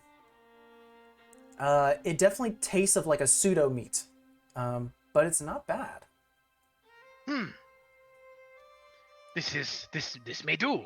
Maybe we could put it in a stew. It is protein, how you say. You may have this for your barbecue pit, or perhaps maybe you, Mattis, in seafood. But it does not come from sea, so I do not know how it works. I think we could put it in a stew or maybe as a side or something. And Yes. Malachi doesn't know how I work either. But of course, Interesting. I'm requesting the exoskeleton for decoration, please. I think Ivis will go. Is this all of it you brought in? No, I think we're going we back actually want to out. look at the kitchen before we try to come back out. I see. Well, we do have a fully stocked pantry. What's the status? What's the status on bringing over our stuff from the other place? Currently, we have sent someone back, but as I mentioned, time is fairly strange when leaving the Feywild. It don't know if they'll be back within a few minutes or a few hours. Regardless, we're not putting all of our eggs in one basket. We're hoping that you can find stuff. You're just putting them in our basket. Essentially. I'm We are gonna doing our start best to looking- assist as much as we can. I'm gonna start looking at the provided pantry. what we are expected of us. Is there a herbalist nearby that can tell me about local wildflowers that are edible and maybe honey sources? I mean, we do have a library within the castle. I don't think I have enough time for that though. It may, as a DM, I'll say it may take you some time, but that will be considered. But you I'll can do so if consider. you wish. I'll consider it and I'll follow Cass to go check out the pantry. Okay. Can I go with her to make it go faster? The library or the pantry? The library. I would probably set it with an advantage, so finding what you need, but it would probably take you around the same time. Okay, so then I will go help you. All right. Well, Megan right now is going with Cass to the pantry. It is a fully stocked pantry. There are fruits, vegetables, the basics of spices, pepper, paprika, and like salt. There are like fresh fish here as well, sort of cooling in a chilled box, but they're kind of like the standard things you'd find in the material plane. Nothing too exotic. Well, they want something different, so we got that centipede thing, but we could need a lot more than that. Your soups, right? Soups and veggies and stuff like that. I could make like a stew out of it, but I feel like that's not gonna be enough for them. Like, Why don't you do like a not mushroom chowder. What's the word I'm looking for? Brisk? Just a bunch of Bisque? fresh vegetable. yeah, maybe. We'll see. If I could Now- interject, I feel like we would benefit greatly from a big animal that we could take the bones and fats and skins and all sorts of stuff and reuse it across a bunch of different dishes. Problem is, we haven't seen much as big as anything as that centipede there, so might have to go hunting. Hunting grounds? We have Malachi here. There's still the alternate path I you haven't am- taken yet. Very fatty, not good. Actually, that sounds like that'd be perfect, but I hate you so much. So as a reminder, there are multiple pathways you haven't checked yet. Actually, Malachi, if we took some of these fish and I did something special with them and you spiced them, can we like mask them to be exotic? I would like to make an investigation and see it, I think it's investigation, right? To see if that's the case. Just roll me a standard intelligence check. Intelligent, okay, all right. That is the smartest investigation I have ever seen in my entire life. Oh no. That one. Oh, Maybe. You don't know. Perhaps. I These do are- not know. This is new spices. Alright, I am not familiar with this land. hearing what Malachi just said, I'm like, you Useless. still want to take that trip to the library? We either go to library or we go hunting. But whichever we do, we must go soon. I vote Let us. hunting. How about we split up? Because that worked I so do- well the first time. Well, I actually agree. We need some type of beast for the feast. Some people go hunting. Some people look up, magical spices or whatever. I like this idea. I will use my book talents to look up different things for everyone. All right. So what are we I doing? don't choose. I'm gonna I'm go out going and to look for library. hunting. All right. Who's going out? Same. Out. Okay. And who's staying in? All right. So the brothers and the siblings are staying in. Siblings are staying in. All right. So we're gonna go ahead and handle Malachi and Megan first. You guys are led to a large, filled to the top library within the royal castle itself. There are just rows and rows and rows and rows and rows. I would like either one of you to do with advantage or both of you roll me an investigation check. Try to find if there is a book about spices, herbs, and beast within the castle grounds. I will roll. Wait. Oh, okay, fine. Go ahead. Go ahead. +7 to intelligence. Oh yeah, go ahead. I got you, girl. I got you. We'll start with spices. Well, this is for everything. I know. It's Oh. just- Okay then. Fantastic. That would be 25. 25. It does take you some time to go through most of these, hallowed halls, but you are led to almost like a section where they have a bunch of cooking books, and you do go through some of them. There are mentions of a giant salamander beast that is nearby. You get a lot of like a bestiary, not really related to cooking per se, but something that you are now associating with cooking. I will say, just so I don't have to list everything, you do have a good sense of what is poisonous and what isn't. So if you do go outside, I'll give you advantage to sort of check things. I will write all this down. Okay, perfect. At the same time, Cass, Donner, and Mathis, you are led back to the pathways you were given. You guys just checked out the thicket. There is still the right pathway that Malachi and Donner checked but didn't go fully. There's the left pathway, and there's the river. Maybe we should check out the river, Mathis. I mean, not water, sorry, excuse me. Animals gather towards a water source, so maybe you can find some fish and some game for you. Is that what we're okay with? Yes. All right. You guys start to follow the river. As you continue doing so, the river itself starts to wind through this sort of open clearing of trees that sort of follow it to the sides. There are little white glowing fish that jump and come back down. And it looks like almost like while they're in the water, they're like these white balls of light, but as they leave the water, they turn into this glowing fish. Back in. We'll just point them out to Mathis. That will work. That will indeed. I wonder if we have time to fish or we have to use other methods. I mean, other than getting in there and stabbing one with one of my daggers, I don't have an alternative method. Is anyone fast enough to throw daggers while they jump? I don't know if I'm fast enough. I could try swiping with these claws here. I could swipe through the river. How bountiful are these fish here? It seems that almost every 3 seconds there's a. It seems fairly full in this small river.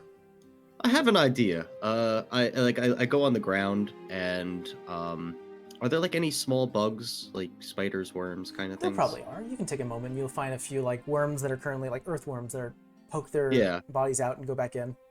I put a few on my claw, like on the ends here, and I like stick my hand under the water, waiting for something to bite. All right, the water is very cold. Yeah, if it wasn't for the fact that you're kind of warm-blooded by nature, it would be freezing. But as you currently stick your fingers into the water, make me an animal handling check with advantage since you do have some bait. I'm gonna say it would be funny if you accidentally boiled the fish. I was thinking of fire breathing into the water. 17. 17, not bad. I'll say about 2 of them start to, and then it kind of goes silent as you put your fingers into the water, and you see the balls of light just, and then you feel a bite on your finger on 2 of them. You lift up instinctually, and they turn into this almost very light, glowing fish. It's kind of like about the size of about half your palm. Not that big. I hand him over to Matthias. Thank you, my friend. Do we need more, or will 2 be enough? Put them right in the bag. I cannot touch these things. That's right. Oui, oui. If I was a guessing man, I'd say we probably need more than this. Can I try sapping? Oh no, is that gonna like poison them if I do sapping sting on them? Well, we're gonna quickly change our attention to the siblings as you guys are currently running back down to the back area of the castle, and you do hear there is some commotion happening down the river. Oh, I believe they are by the river. They've found something, perhaps. I guess, but while we're walking, I'm gonna keep my eye out for plants and spices and edible flowers and berries as we walk. Okay. You go. Megan, question. While you were perusing the path, did you find anything that you could find useful for your confectionery? DM, can I roll to investigate to see if I did? I will include that in Malachi's first roll. So yeah, you did see that there were like local plants that have been used for like sweet grass. You actually get a sense that maybe the cave water that you collected is very sweet in taste. I have some idea for different delights and confectionaries we can make. It won't matter if we don't have any. It has to balance the food, though, so I kind of do need to know what everyone's making. So while she's talking, I'm gonna reach into my pouch and pull out just a little bit of the spice that I found for cinnamon, and I'm gonna break some of it and give it to her and say, "Perhaps this may help you." The eye roll. Yeah, it tastes like cinnamon, though it almost has like a stronger lingering taste that you're like, this is interesting. This is new. Cookies. You might be onto something. You are welcome. Grateful as always. But at this, enough. We must go join them. At this point, our party does sort of reconvene as currently everyone's trying to attempt to catch more fish. Yeah, so you guys are now joining back together. So, House of Fishing. Wow. Well, the water's cold. I have my rod in the water. I'm going at it. Okay, make me an attack roll. Let me check something. Sorry, it's my first attack.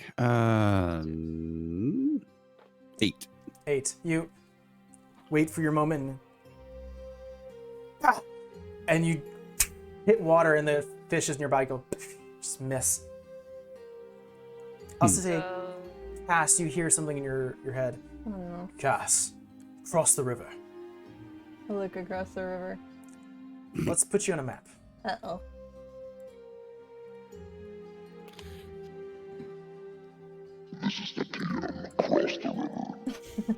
Ah!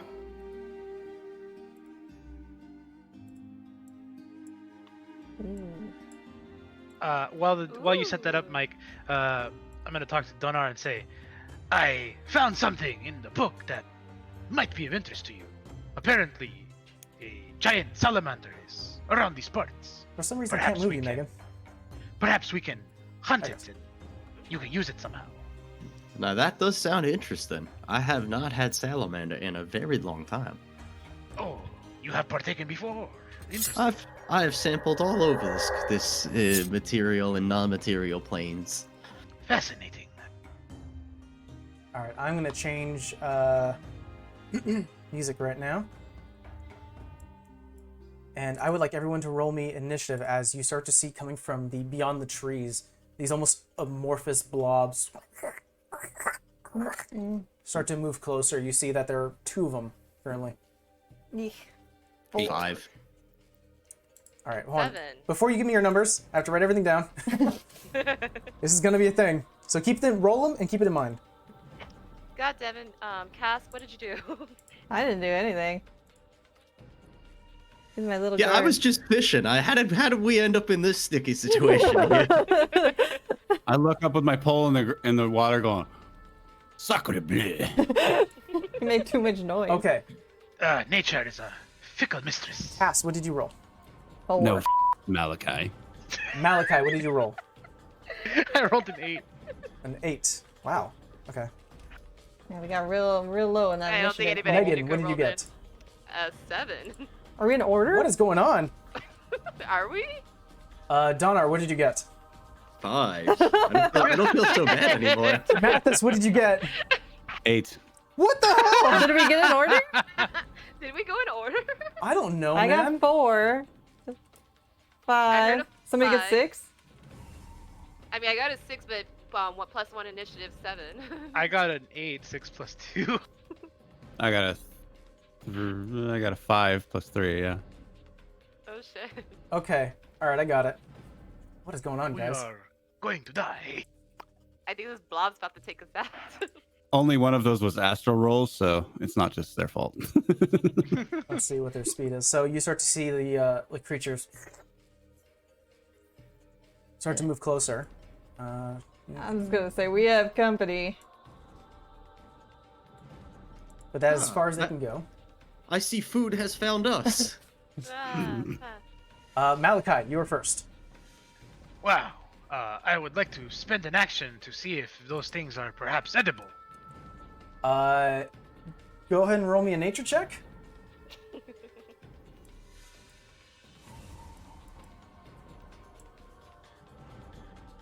That would be 16. 16.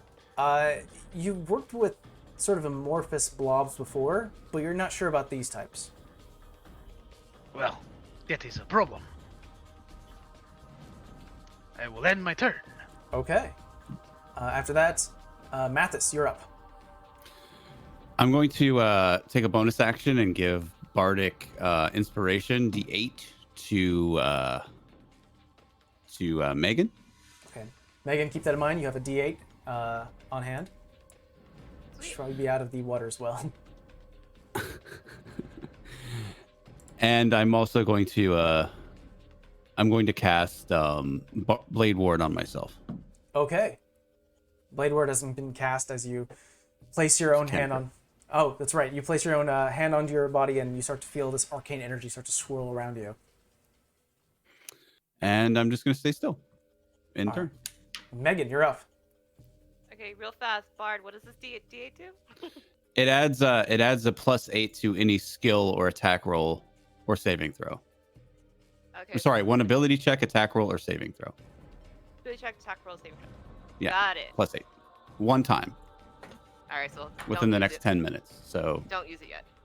yeah, We're whenever. gonna fire bolt at. Okay, bring it back up to the map. We'll fire bolt at this one. See what Okay. happens. Roll me an attack. All right, I'm not getting that off the floor. Sorry, guys. Dice down. Dice down. That's gonna be 13 to hit. 13 does connect. Roll me damage.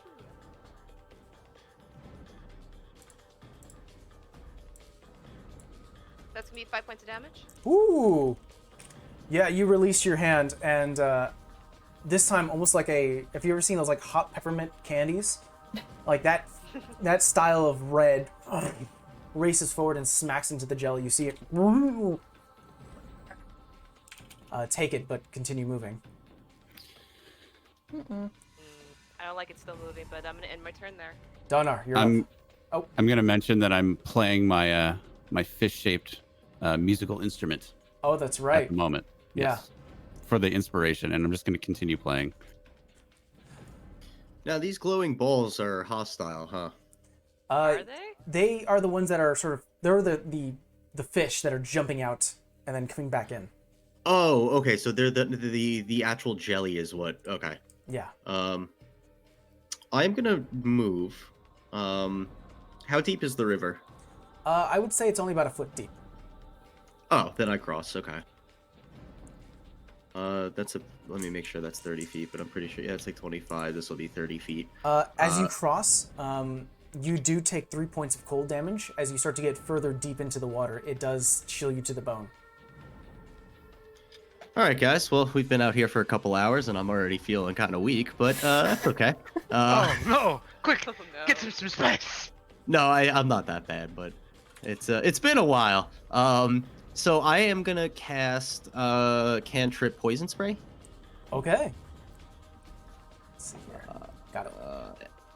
And then that should be in chat.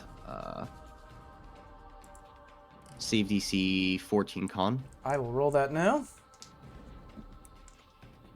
He rolled a 10. 8 poison damage. All right. Yeah, you release your hand, and almost like a fine purple mist reaches forward and starts to cover the jelly itself. You start to see like it starts to bubble and pop from the poison hitting this amorphous blob form. Right. As this is happening, I turn back and go, I'm so sorry if this was edible. It probably isn't anymore, but I have nothing left. All right. Is that your move? There goes. That is my move, yes. All right. And Cass, you're up. I'm gonna move. I'm not gonna go in the river after he said that, but I'm gonna move about right here, and I'm gonna cast Mind Silver on it. Okay. What does it need to do? An intelligence saving throw. These things aren't that smart. That's what I'm banking on. Where is my d20? There you are. It rolled. That's a -4. 10.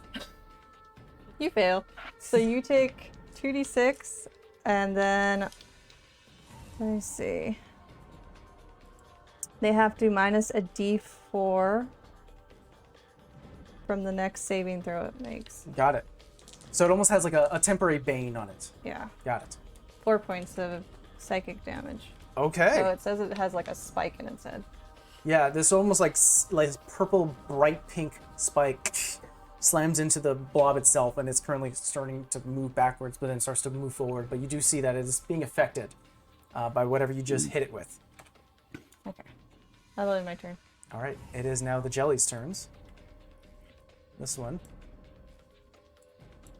Oops, moving you, Megan, by accident.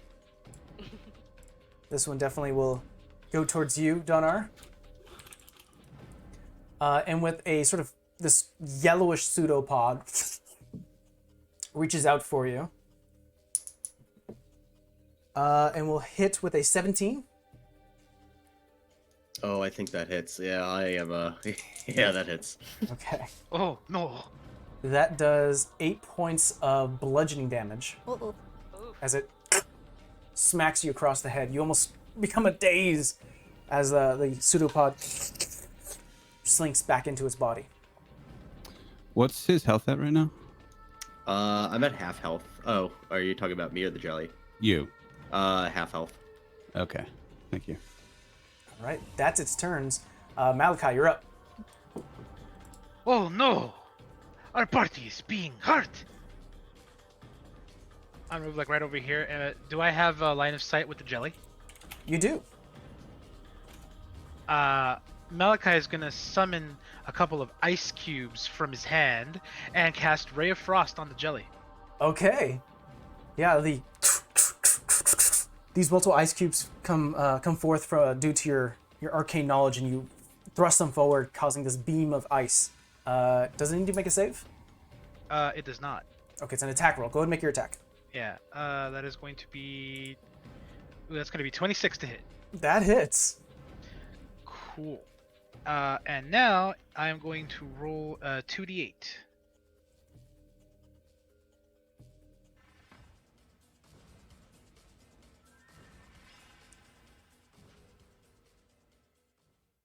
I rolled 2 8s, Oh, 16.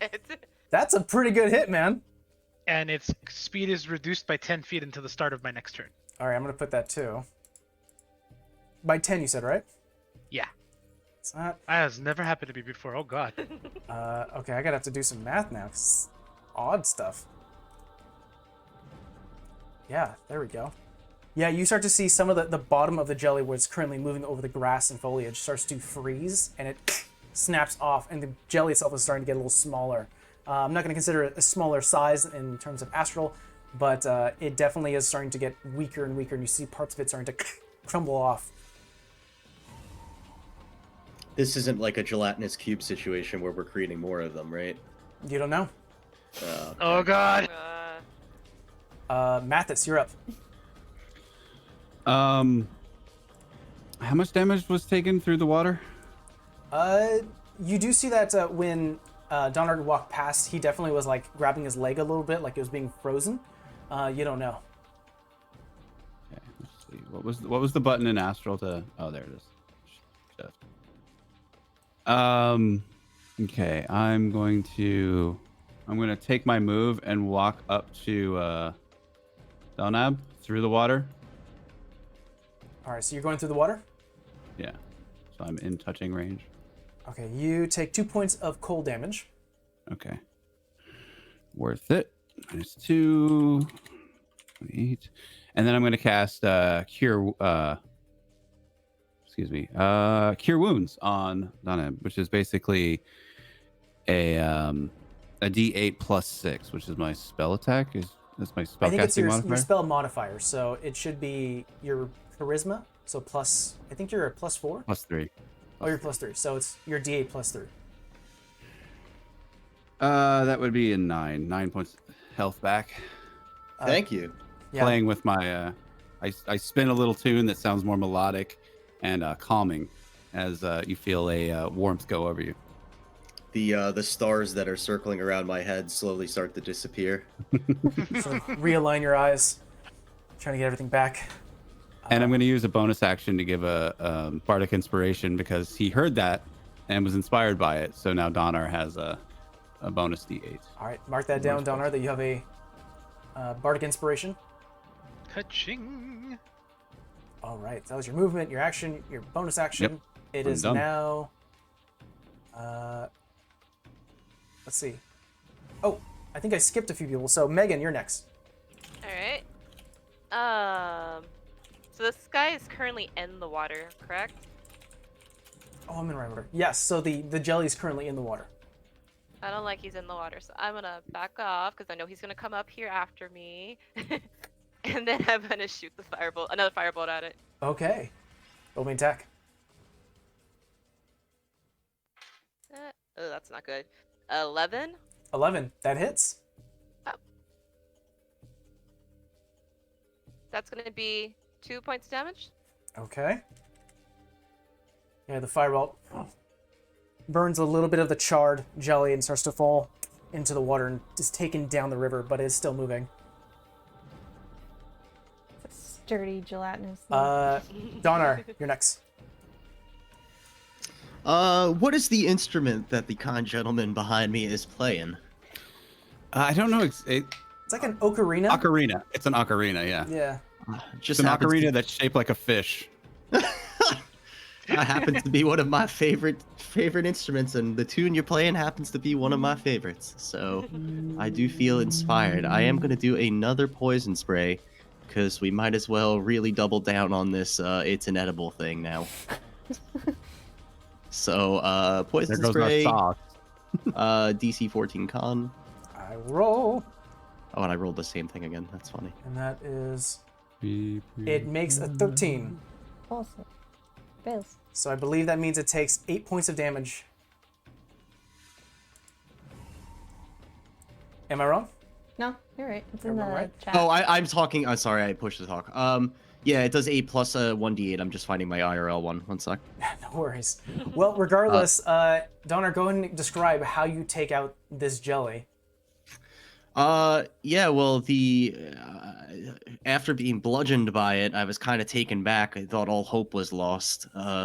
But then, a fine tune started playing. Some fire shots were shot off behind me, knocking out the other jelly behind me. And kind of got my mojo back. So, poison spray right at it, and it sort of just melts as you watch like this big jelly tidal wave looking thing melt down into a puddle. It falls into, almost like a puddle that's almost like bubbling from the inside as the creature falls into a motionless puddle. And with the puddle, I take my foot and I kind of like I take my toe and I poke it to make sure it's like actually dead. And also check the consistency. Maybe it is edible. I'm not gonna eat it, I promise, but just checking. Okay. Yeah, you stick your toe in it. It doesn't, it's been a few seconds, so it's not going to affect you right now. We'll see what happens as we move forward. Can flash freeze a dessert. But to round off this round, Cass, you're up. Do we see another one of these things, or I see another one of these things? You do. There's one currently like northeast to where you are. Let's see how And you do see Megan has been sort of throwing firebolts at another creature. hard to see. How many feet is that? Over here. No, I know. Oh, really quick. I'm so sorry. If I reduce that to 0 HP, that character, the creature there, I have 8 temporary hit points. That's just right. As a note of reference. Oh, that's You fine. do have that.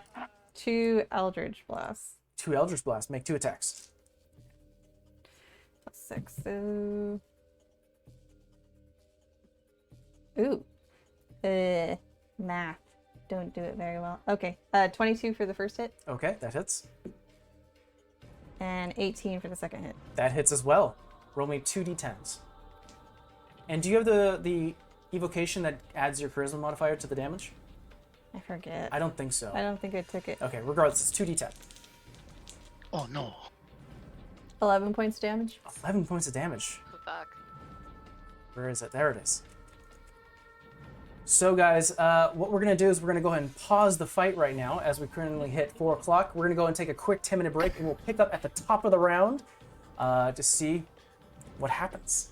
See you guys in 10 minutes, guys.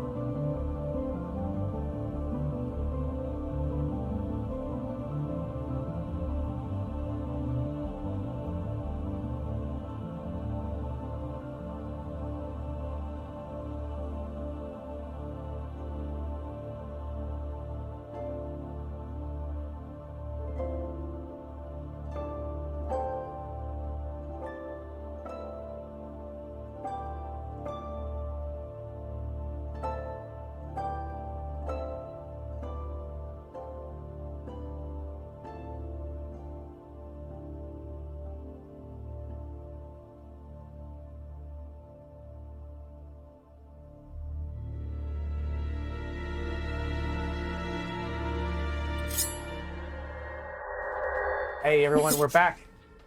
Oh, don't give him any attention. He always does this. He does. Yeah, he It wouldn't does. be Steve without it. It's not a day unless Steve does that. Okay.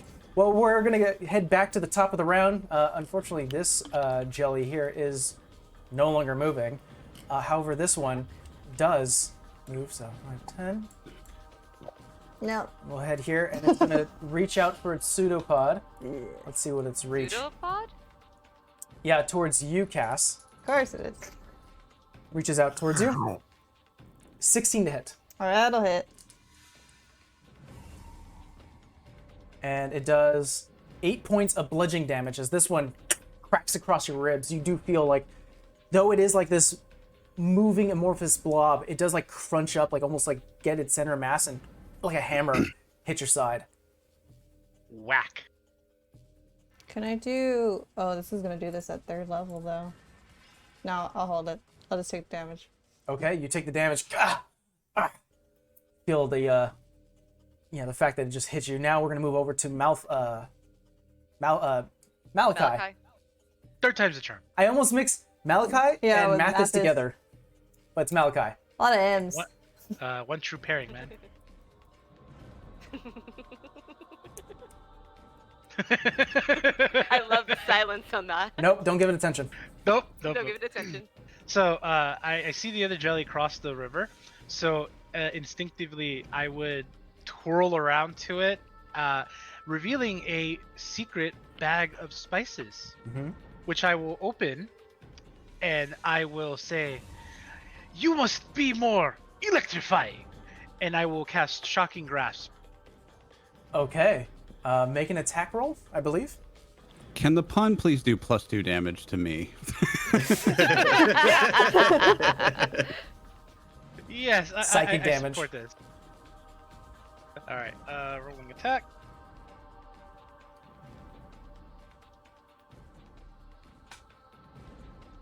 That will be unnatural 20.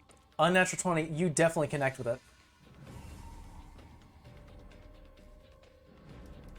Alrighty, and it is. So I believe. Okay, 2d8. Yeah, roll your 2d8. Oh yeah. Okay, that.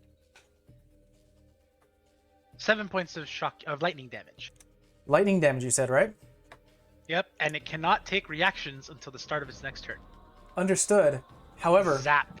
as you release this shocking sparks of lightning coming from the spices that you've thrown, the jelly itself starts to almost jiggle, intensely, and you see it sort of splits into 2. Yeah, it's never good when the DM says, however. Oh, However, good job, Malachi. it is how you say shocking. 2 more damage. All right, so I'm gonna go put these on the board now.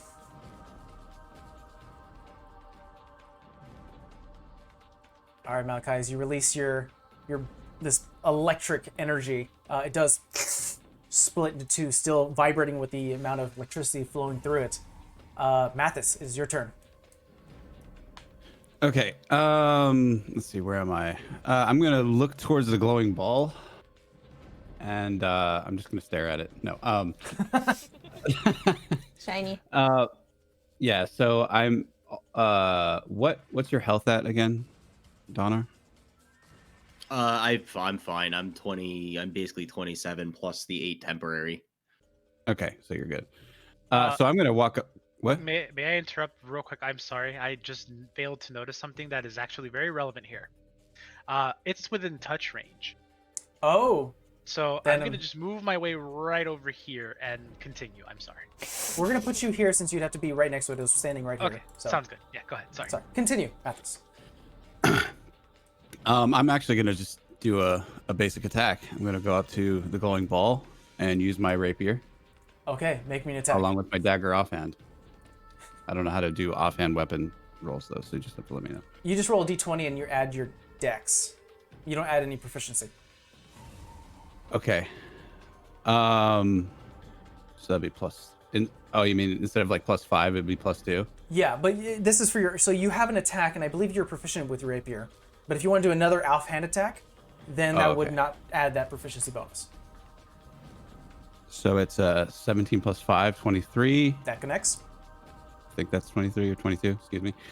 And then the offhand would be another roll. You say? Yes. Roll me one more. So it'd be +2. So it'd be. Oh, natural 1. Natural 1. You see Mathis walk by. Instead of holding, we'll reshape these rapiers as like seafood knives, and you slice through one, and you do cut off the head of one of these glowing fish, and it lands on the floor. You reach out for another one that's currently jumping out of the water, and you swing but miss. I'm not as good as I used to be. So But you can mark that you have another fish. Yep, I do have another fish. Another fish. Another fish. Got to say it right. 2d4. Megan, it is your turn. Can I say I appreciate Mathis' priorities during all this? You have a job to do. Mathis is going to get it done. Help everybody All right. else. Feed the crew. Seeing that my dumb brother caused this to happen, I'm gonna cast Chromatic Orb at the blob that decides to wither at me. Okay. Make a spell attack roll.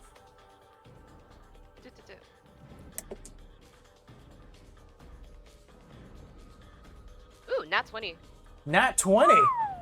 All right. I think when it comes to chromatic orb, do you get to choose the Yeah, I have to choose. element, or is it a roll? Yeah, I think she chooses. I choose this. So Okay. we're gonna make it an acid one, an acid orb. Acid orb. Got it. Go ahead and roll me. What's the damage on that? And you double the die. So that's 3d8. So that's 68. I don't Jesus. even know if I have that 3d8. We'll just do 3 and 3. So 6, 11. That's 16 plus 5, 7. Steve, you're the math person. 7 plus 8. 7 who? 15. 15. So 15 plus 16. Oh, 31. 31. Yep. There you go. As you And this release, is why I don't do math. as you release you said acid, correct? Yes. Acid. You release this acid ball of arcanic energy. The entire like area starts to smell like sour candy, like almost like sour apple, as it releases, covering this entire jelly, and it just becomes a puddle.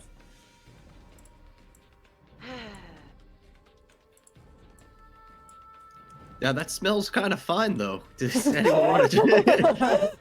Is anyone gonna try it? Afterwards. Scoop it up in something. Donar, it's it not is like- your turn. And actually, Donar, before we even begin, as you've kept your toe inside the creature itself, you release it, and it's almost like syrup. It's very thick, but it doesn't like affect your toe in any way. Can make simple Okay. syrup temple. I know. Can I collect it before I move on? You can do so after the fight. Okay. I'll say that's more pressing at the moment. I also realized I crossed the river. However, I do have wings, so I'm gonna fly over the river this time. Okay.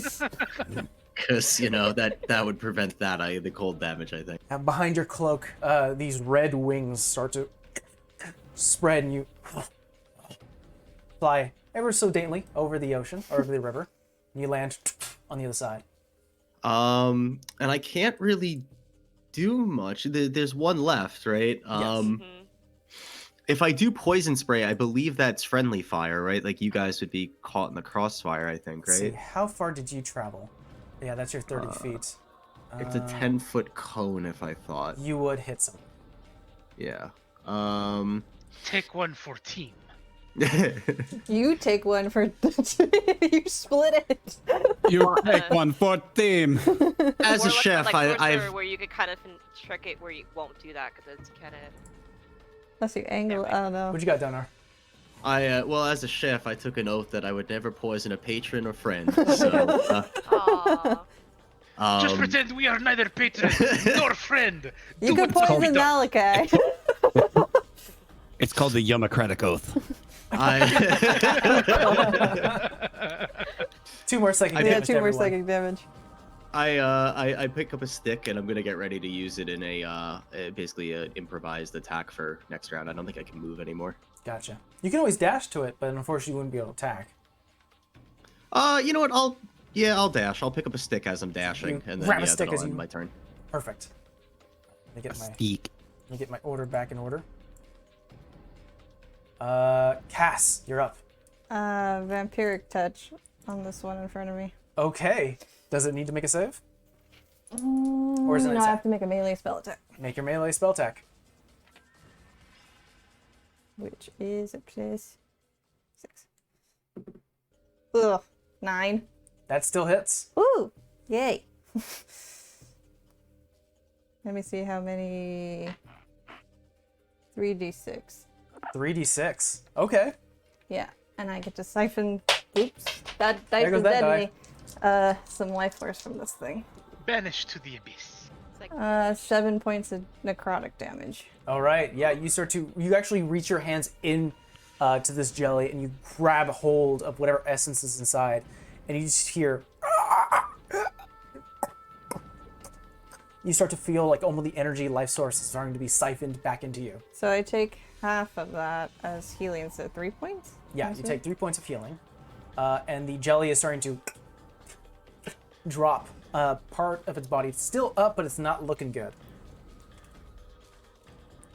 I don't know how And to... what type of damage was that? Necrotic. Okay, you're fine.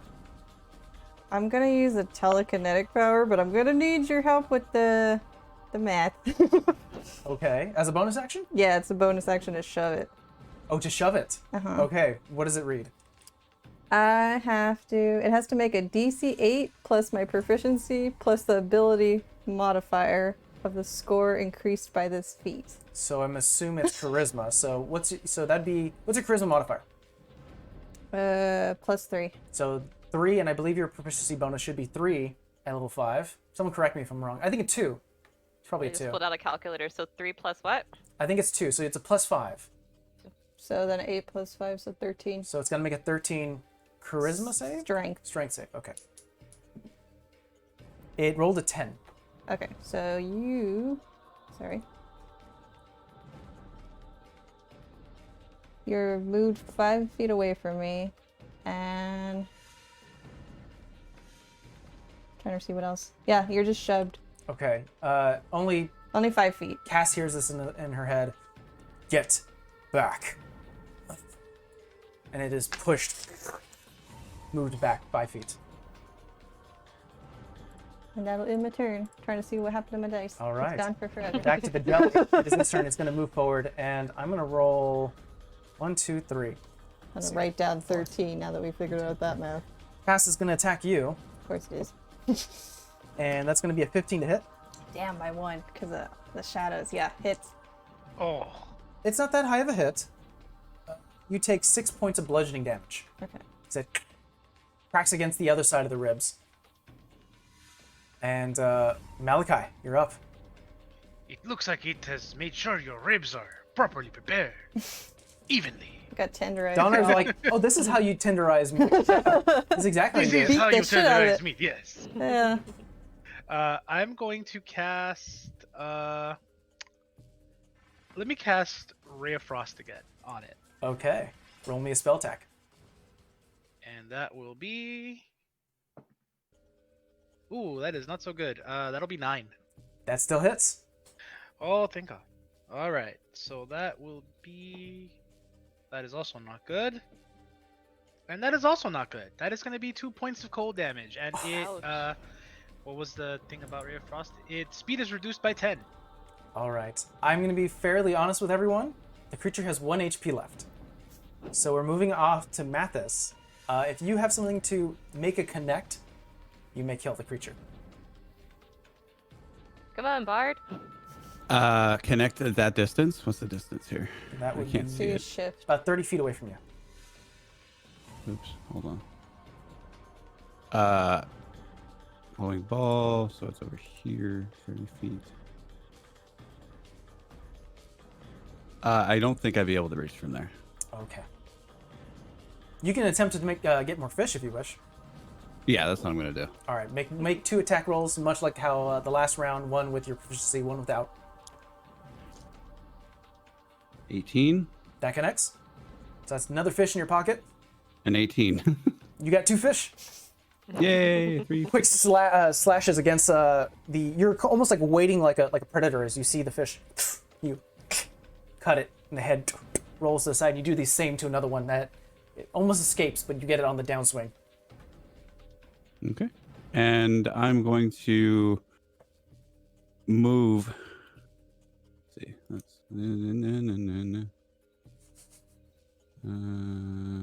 huh. There. I'm going after that other glowing ball. Got it. He's getting all the Fish. fish. He's in his element. He's using his bag, not really touching it, just sort of scooping it up on the floor.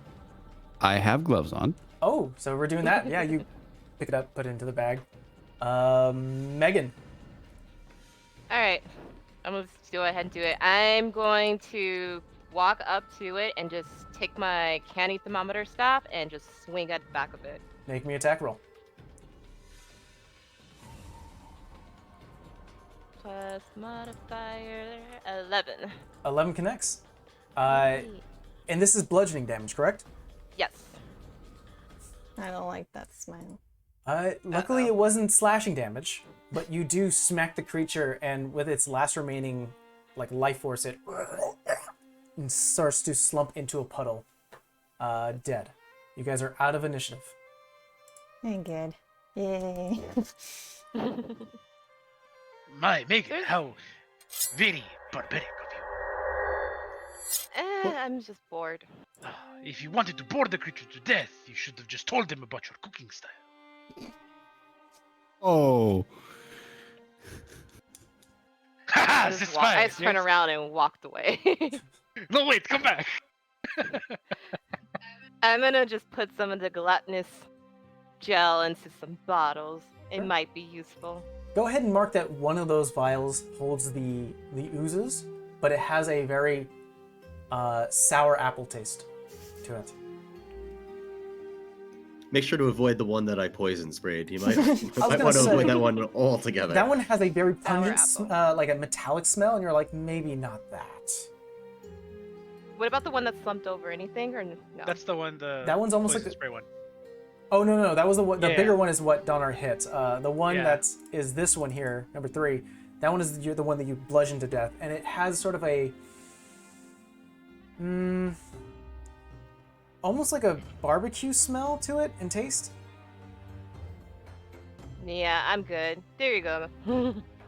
Hey, maybe you take can that. make it Okay, into Donna, like go ahead a and mark that up. marmalade on top of meat. Barbecue ooze. So, because they're glowing purple, what are these flowers? Oh, it looks like some of the fauna around here are starting to glow, or have been glowing as you've been walking down the river. From our knowledge from our books, are these poisonous? Roll me an investigation check with advantage.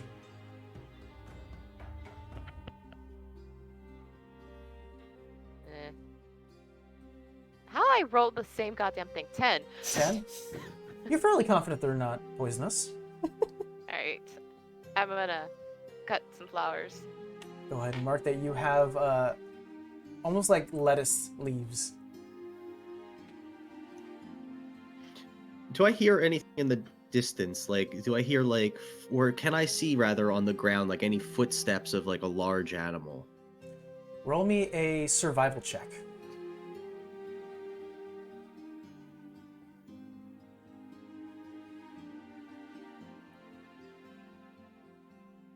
I rolled it twice, but I'll take the first one. 6. 6.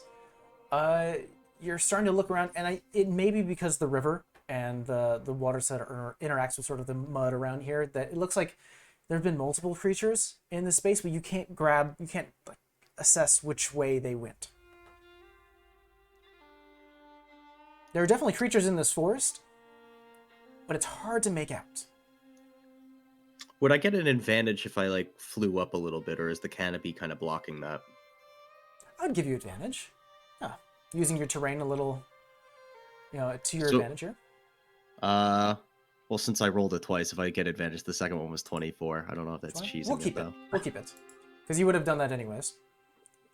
You do notice two things as you start to get a aerial view, sort of looking beyond your own footsteps in your party, who've been sort of going back and forth down this river to fight these gelatinous cubes or these jellies. You do notice what looks like to be humanoid footsteps headed off to the left, and what looks like to be almost like a worm or a snake tracks heading off to the right. And they're not Matthias footprints, right? Because he's humanoid, right? Yeah, they're not that. It almost Okay. looks like they're like skinnier footprints than any of your Okay. companions.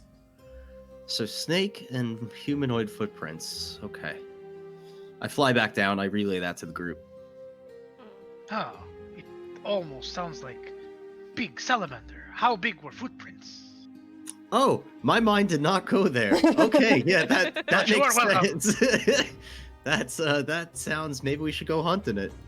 So it went off in that direction over there. Are you that point. chasing the humanoid or sort of the other type of animalistic footprints or pathway? Yeah, the snake thing, right? That sounded more like it. Because I don't know. I think like skinny footprints ain't gonna be a big animal, right? We gotta feed a lot of people, so big salamander sounds better. Okay. So the party starts to head to the right, heading down a lot of the numerous thickets and heading past that same cavern that you ran into before, past some clearings. And as you start to continue heading right, this is where actually Malachi and Donner, you first arrived on the right pathway, as the temperature itself starts to get warmer and warmer. So much so that Megan, Cass, and Matt, this is the first time you're experiencing it. You're getting like sweat down your brow.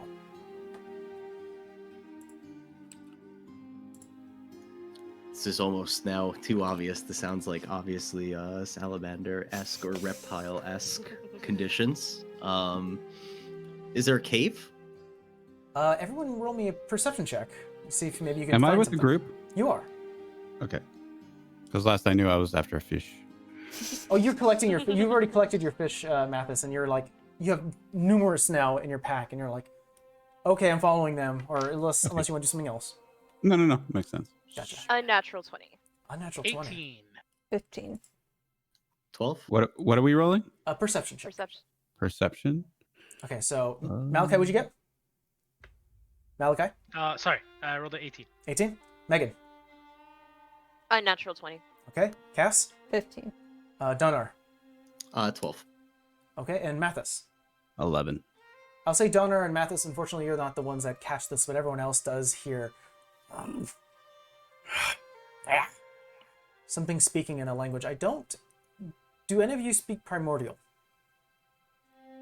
That's the why ones I'm who asking you on the laughing in my mind head. link thing. I said that's why I want to ask you about the mind link thing. I think it has a limit, doesn't it? It has to be within 50 feet, and I can see it. 50 or 15? 50. 50? It says 5, 10. Oh, wait. We're level 4 or 5. Yeah, no. It's at like 10 times my level, so it has to be within. All right. You have to probably get an idea where it is to Yeah, I make have that to see connection. it. So you don't see anything just yet, but you do hear more movements and sounds coming from the right. And as you currently start to make your way towards where that sound is coming from, I would like everyone to make me a stealth check. D. Be nice. Yeah. Stealth. All right. 16. 16 for Mathis, 12. 11. 12 for Cass, Also rolled 16. 16 11. for Malachi, 11 for Megan, Donner, 11. 11. Let me roll real quick. Did not know I had plus 8. Okay. I'm Oh gonna no. put you guys on the map right here. Oh god. Uh-oh. Actually, this should probably not have the lighting on it. Oh.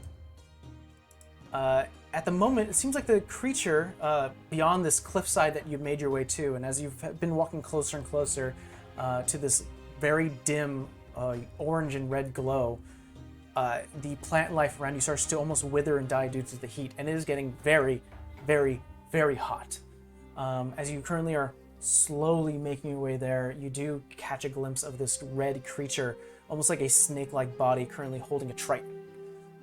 The face itself is very animalistic, mixed with almost humanoid features, as it's currently just looking through its items that it actually has like a few pots around and it's currently going through them.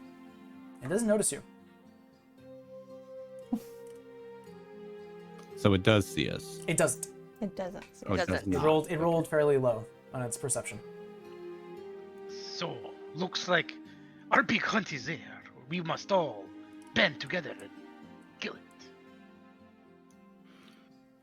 Not as good as a big fish, but it will do.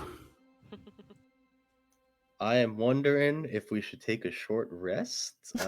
I am out of spells, but this seems like a poor location for this. I do have tiny hut though, so I wonder if that would be useful here. I mean, it doesn't see Too us far. yet. We can back out. Okay. Yeah, that too. Was that something you'd like to do? Yes, because then I'd be able to reset some stuff. Mhm. Yeah, You guys, Do we have time? you get a sense that you only have about like maybe 2.5 hours left. So if you take a short rest, it would take an hour. But that's I up to think you. that might be to our advantage. We still have to though. prepare though. Yeah. The food. Well, essentially, what Ivis has informed you is that you have 2.5 hours to get your stuff, and then you'll have some remaining time to actually get things done. Yeah, it's more like hunting, gathering, and then we start preparing. Okay. Then I think it'd I'm probably. not a cruel DM. Eh. I do not Are believe you, you. I'm like, are you sure? We'll see. I have all my spell slots, so I am guys- ready to go. You guys start He's to. assuming the people in the audience actually believe him. Good point. I have a track. Yeah, you track do. record. You guys start to slowly make your way back, and we'll keep your stealth rolls as you finally feel comfortable behind some boulders and rocks down one of the pathways. Donner, you take, I'm assuming, 10 minutes to cast your tiny hut. yeah, and I think we could take a short rest there. That's what like. If I'm going to cast it, I think it would be in a short rest thing. The other way I was thinking about casting it was, well, hold on. Let me read the description to make sure I can actually do this. One second. New classes. I think it's My right. bardic Yeah. inspiration resets, by the way. Okay. For short rest. You have it back. But my song of rest is for rest, not short rest, I assume. So I Oh, can't that's a heal good people. point. Well, I'm not sure. I think maybe Song of Rest does affect short rest, because I don't think it would... If you do a long rest, it would just give you full health. It should affect short rest. Okay, so then I can do My 1d6 spells on reset with a everybody, short rest? Yeah. Yes. I think. You get your spell, all those warlocks, you get your spell. Yeah, I'm used to it being a long rest. Yeah. Let me look up No, Song of I'm the Rest one real that's quick. stuck with the long rest. Well, luckily, I only used 2 spells, so. 5. And sorry, I was reading that. I cannot do what I wanted to. Are we taking a short rest? Was that what? Yes, we are taking a short rest. Okay, so I get some of my spells back, which that's all I want. All of them. So you get your spells back. In addition to that, due to Mathis's Song of Rest, Okay, yeah. So you- Song of Rest I'm doing for anyone that can hear it. I can give you 1d6. For each of you. You guys can roll your own, I think. Yeah. So let's do Mathis. You do yours first. Go ahead and roll a d6. So before 2. anyone spends, before anyone spends any hit die, you immediately get 2 HP just for being with Mathis. Yay. Sure. Power of the Bard. Thank And now you may roll any hit die you wish. This Gonna use beautiful that. song. It's like a lovely song. So that's 2 plus. And what's our hit That's die? perfect. There you go. Oh, a d8 for me. Can I say, like, the last 10 minutes Hey. of that hour we take, I can use cast Comprehend Languages as a ritual? You may. 3.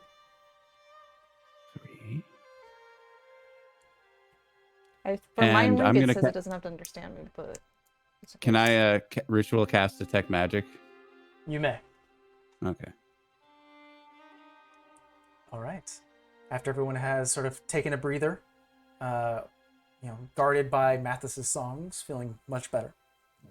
Both Mathis and Cass take the last 10 minutes of this resting moment to conjure up your own arcane energy in whatever form you choose. Of course, Cass, you're trying to understand language. And Mathis, you're doing your detect magic. I'd like everyone to roll me a stealth check. You're going to re-roll this time as you start to move closer back to that cliff. 16. 16. Same roll. Eesh. Donner, what'd you get? 7. 7.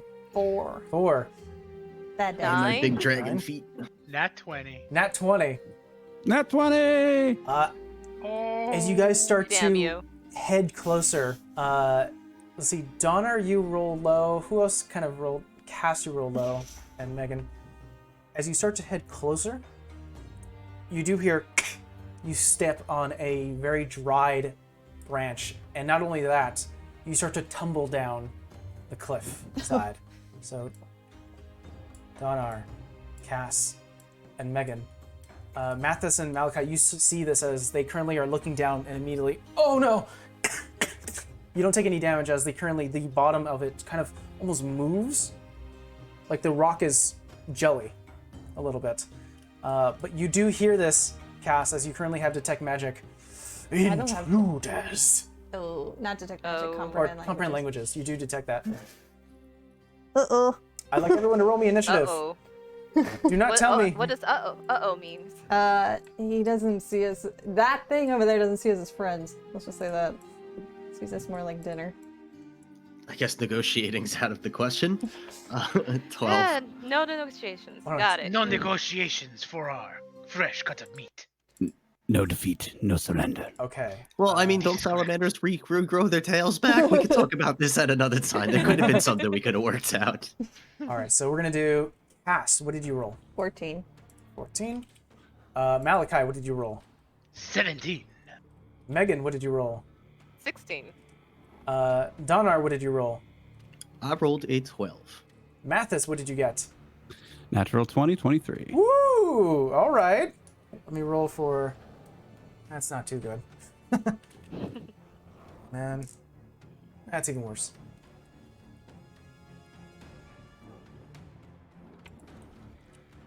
All right, if I'm going to do this right, so that is going to be...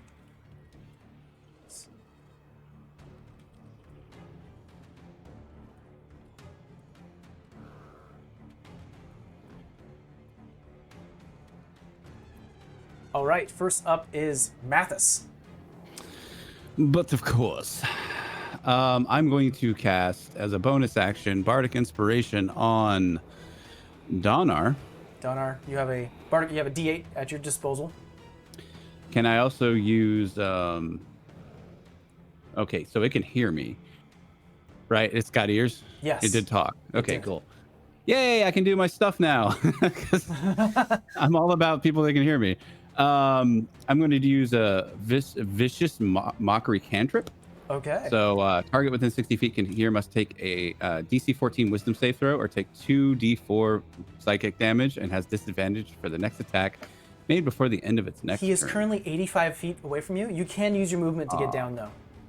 Okay, then I'll do that then. I'll get to him. Okay, so you could probably head right about here, and you would be within range. Yeah, go ahead. So vicious mockery would be 2d4 if you can't do a 14 Wisdom saving throw. I will roll.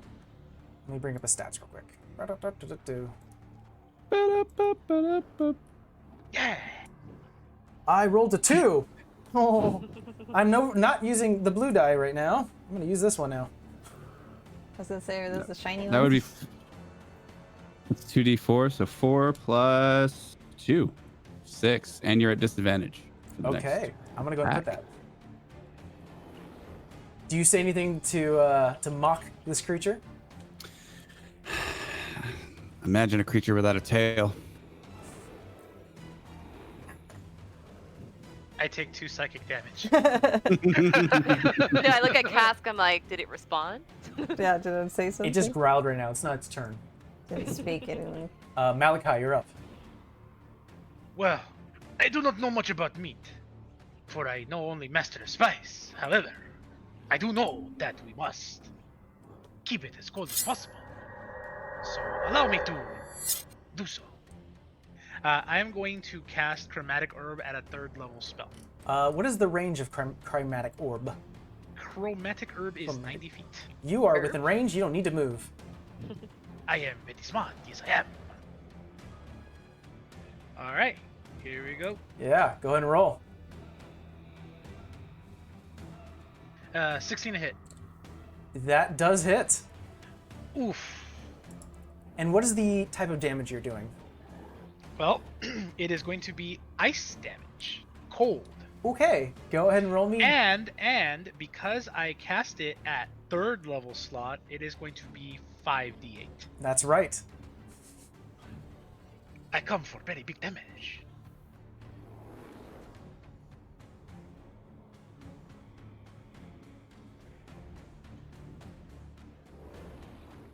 He's rolling a lot of dice right now.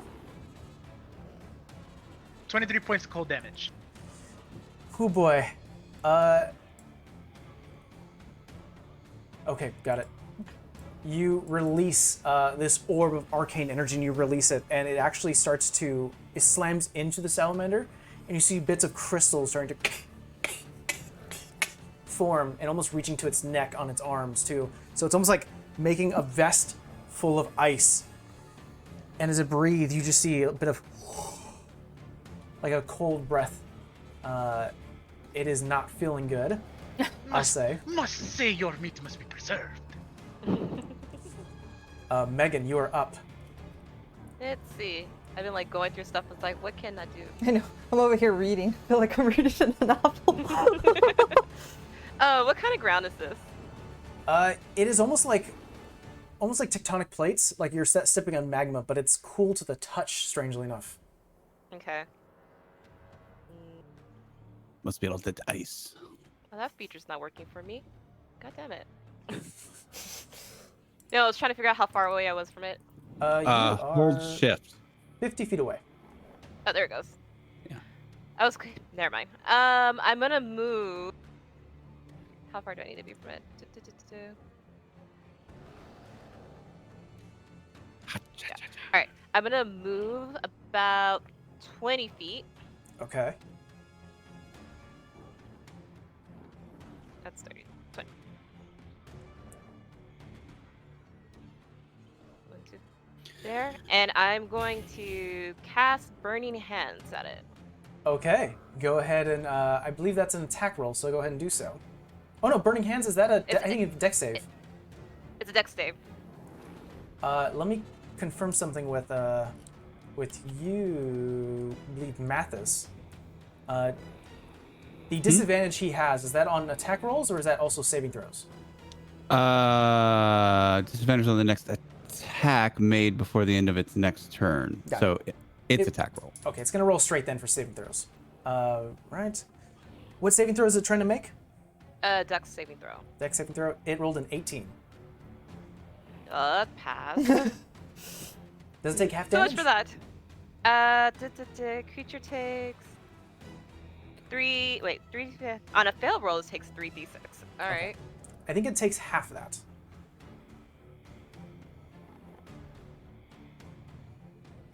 It's right. Are you sure? Because it says a creature takes 3d6 of fire damage on a failed save, or half as much damage on a successful one. Oh, well, it had a successful save. Okay, So there you go. it's Sorry. Yeah. So you're gonna take half of. So half a 9. Half a 9. Got it. As you release almost like this peppermint and cinnamon release of scent, burning the area nearby and onto the salamander. It actually starts to melt the sort of jacket of ice that was given to it by Malachi. And the creature almost breathes it in. Holy. You fool! You have given it the fire! We must not give it fire, but take it away! And it looks like some of the wounds are starting to clear. It's heal up. God damn it. All right. All right, Cass, you're up. I know they're not tentacles because we reflavored this to be serpents, but I'm going to use Tentacle of the Deep. All right, you're going to do Tentacle of the Deep. Got it? I think I have to move though because it says I have to be within 60 feet. Oop, that's not my point. Oh no, I'm within. From there I can get him. Okay, so it's a bonus action though, so you want me to do the action So first? go ahead and or- move yourself first. I'm within range though. Oh, you are? Yeah. Okay. We're gonna make this this poison snake as your tentacle, Yeah. and I'm gonna go and assign it to you so you can move it around. All right, Showing off the interface. Go ahead and place it. Okay. It says within 10 feet, so I'm gonna move it, I guess, closer to him. All right. And then I have to make a melee spell attack. Go ahead and do so. It's like too much reading on this damn. When everyone sees Mathis closing her eyes and opens it, it starts to flash a bright green, and then from the lava itself, a green ethereal portal starts to open, and water starts to flow out of it. Immediately, a green, almost like a teal, green-blue sea serpent is released from this opened portal. It's currently just standing there. What did you roll? 24. 24 does hit, and it strikes. So it's a at Salamander. D8 of cold. D8, D8, D8.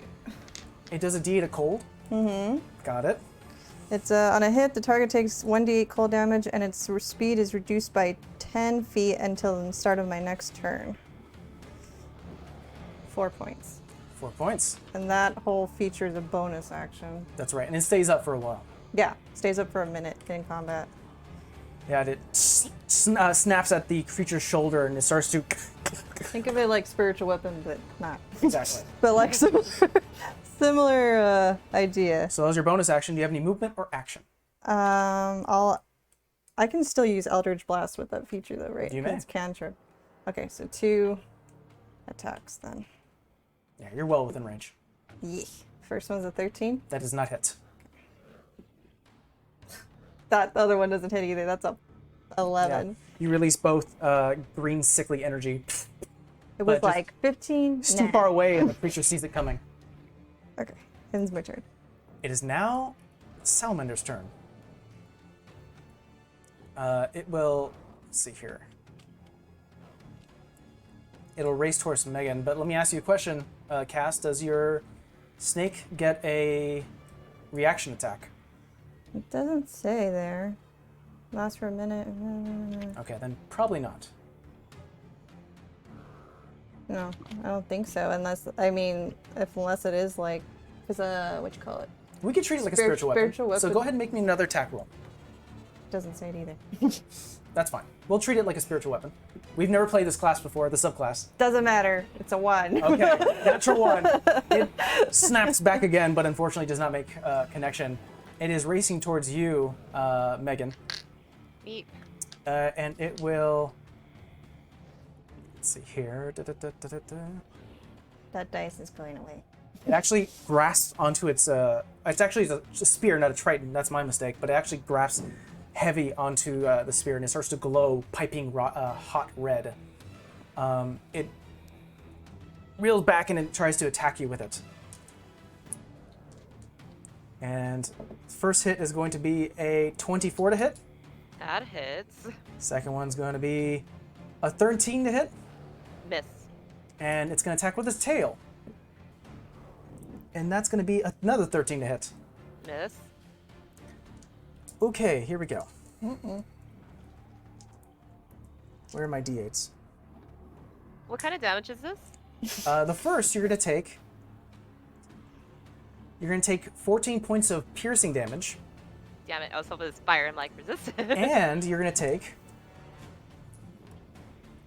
6 points of fire damage. Reduced to half, so you just take 3. Like, got it.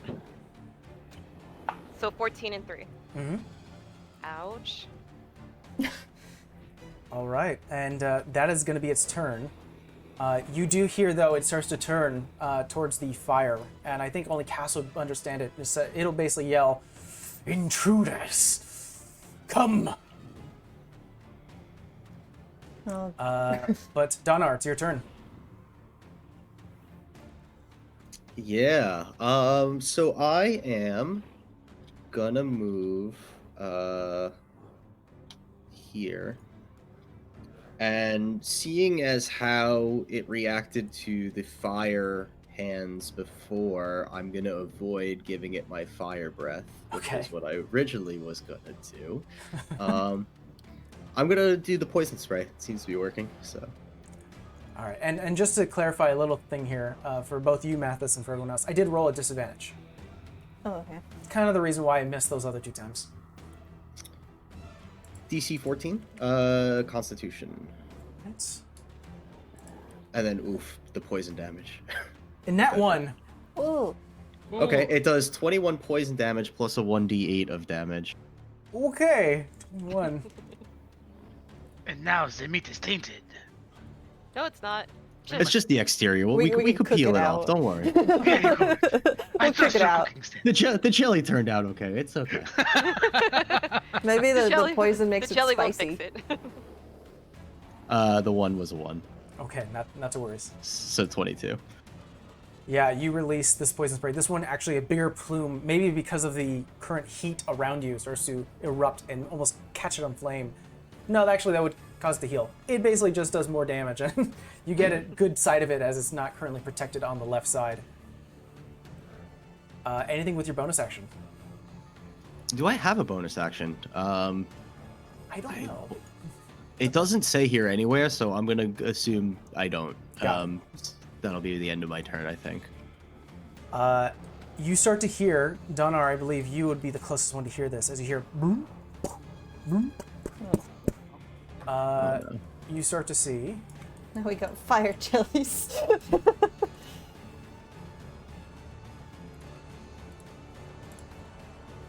There we go. What are those? You start to see Great. reaching out of the lava. These almost gargoyle-like elementals. This one is going to. It almost grows these like lava wings and starts to fly. Let me see if it can reach. No, it can't. It's going to dash towards you, Donar, but cannot make an attack. This one is going to dash as well. And this one It would seem I have been surrounded. but that's their turn, unfortunately. They cannot make an attack. So we're going to go back to the top of the round. Mathis, you're up. Hello and good evening. Okay, so I'm back there. Lots of stuff has come up. Okay. So what I'm going to do is I'm going to is anyone damaged right now or is everyone pretty full health? Me, Me who? Megan. Megan. Megan? Okay, I'm going to go up to Megan. Where's Megan? She's right in Like, over front of here. you, kind of. Right over there? here. Yeah. Okay. And I'm gonna cast Cure Wounds. The ocarina is Which would brought be- out. The ocarina is brought out. And so it's a 1d8 plus my spellcasting ability modifier, which you said was my charisma, Yes. which Yeah, I is think plus we're all 3. charismatic as shit. You guys are actually all really charismatic. It kind of makes sense. You have to be to serve someone, bullywog 9. and stuff. 9 So 9 points points of of- healing. 9 points of healing. Yay. And I'm going to take a bonus action to give Megan, do you already have a bardic inspiration? No, you gave it to Donar. Then I'll Donner. give you one as well. You hear a sweet melody come over you. It's not only soothing for you and your wounds, but it starts to inspire you to Do get rid of this better. problem and to cook to your In my heart's head, content. it sounds like my mother's voice. There you go. Nice. All right. Next in line would be Malachi. Malachi, the only one on top of the ridge, looking down at this madness. I understand the problem with glass cannons. I know to choose my ways wisely. We must preserve meat. Make sure it does not heat over and go bad. So I will once again chromatic ore, 3rd level. Third level. It's like an anime. Yes. Get some light on you real quick. Boop.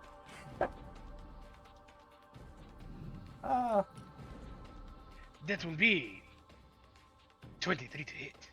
23. Yeah, that does connect. Yes. Very well. 5d8. Cold damage. Oh, Go ahead and roll.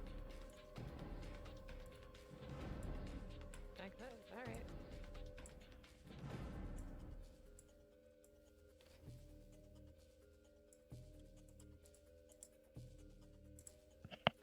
That will be 21 points of cold damage. You look here.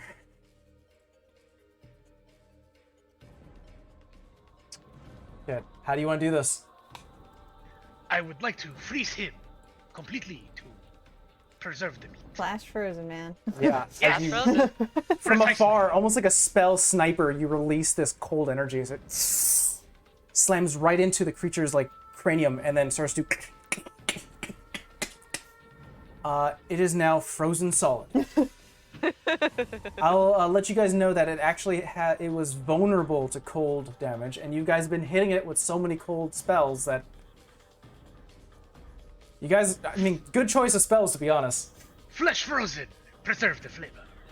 I'm glad he did, because I was about to do the exact same thing. I'm like, you know what? I'm gonna take Steve's idea. Yeah. But we still have these other guys, don't we? It seems like right now the Mephits are starting to back away as their leader was taken out, but we're still in initiative if you want to do anything to them. Just gonna hit one with a tentacle. But Can I Megan, actually use I mean, my with movement, with by a the way? snake. you Before I can. had my turn. You can. I'm gonna move here next to Cass. All right, you slide have- down. Oh yeah, I'll slide down. Honestly, seeing that they're backing off and I see Mathis is next to me, I just wave. I'm like, let's grab it and go. All right. Well, Megan, it's your turn. Is that what you say? And do you need to do anything? Yeah, I particular? tell Mathis, it's like, let's grab him and go. All right. Cass, it is your turn. Oh, I'm just hitting one of those things near near Donar. Go ahead and make an attack. I don't know which method.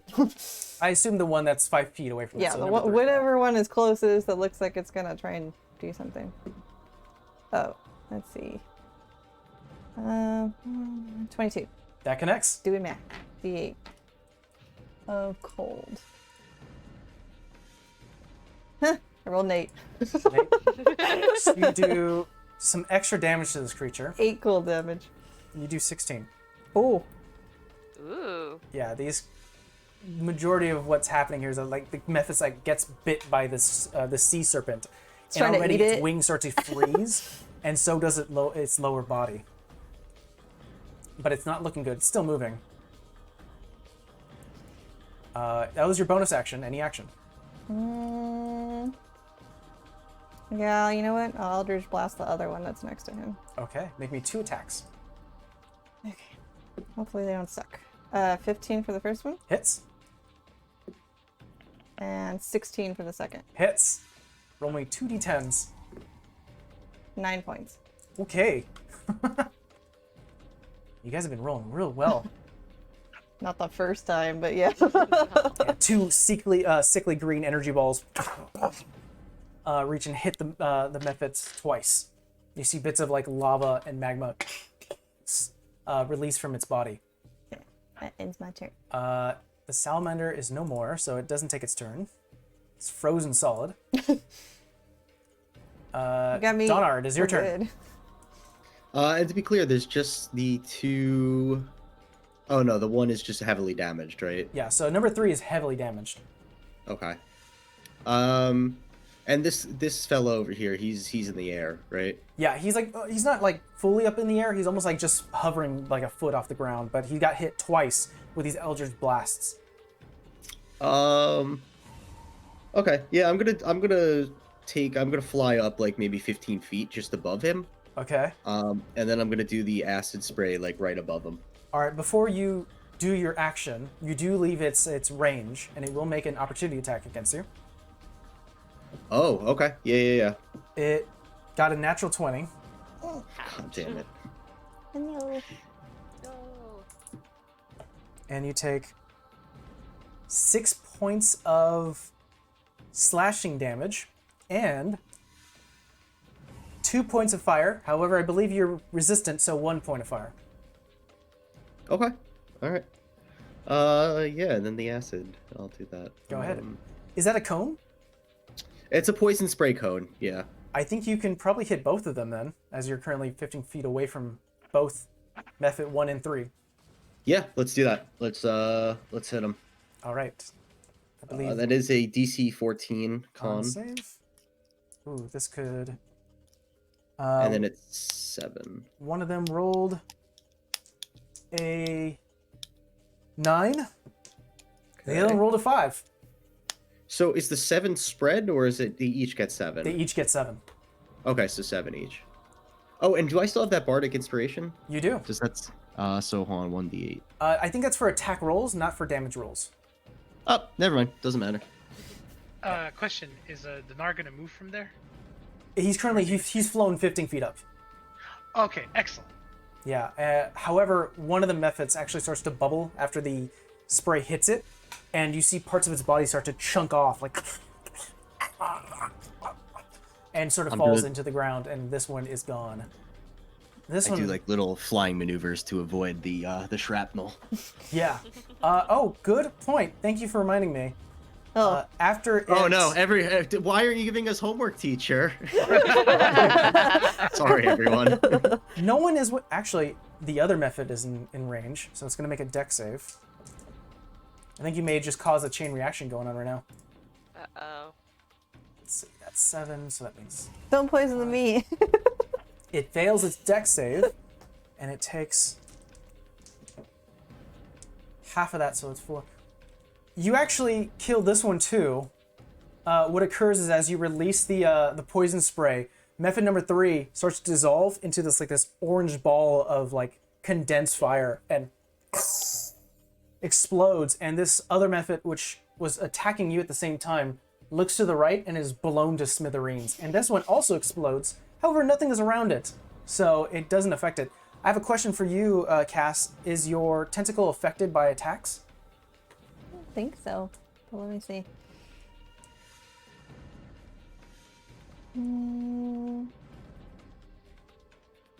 Doesn't say. It just says I can make attacks. All right, we'll look it up later. Yeah. However, both these methods are blown to smithereens, and currently you just see their body parts. A spectral thing. Oh, it's a I don't spectral, so think it's not affected. Yeah, it's just going past your snake right now. 2 for 1. So there's only one left right now. That was your Donar. It is this method's turn. It is intelligent enough where it knows that it's not looking good. What it's going to do is...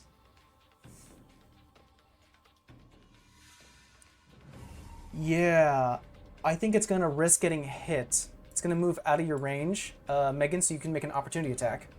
Oh yeah, I'm gonna swing my staff at it.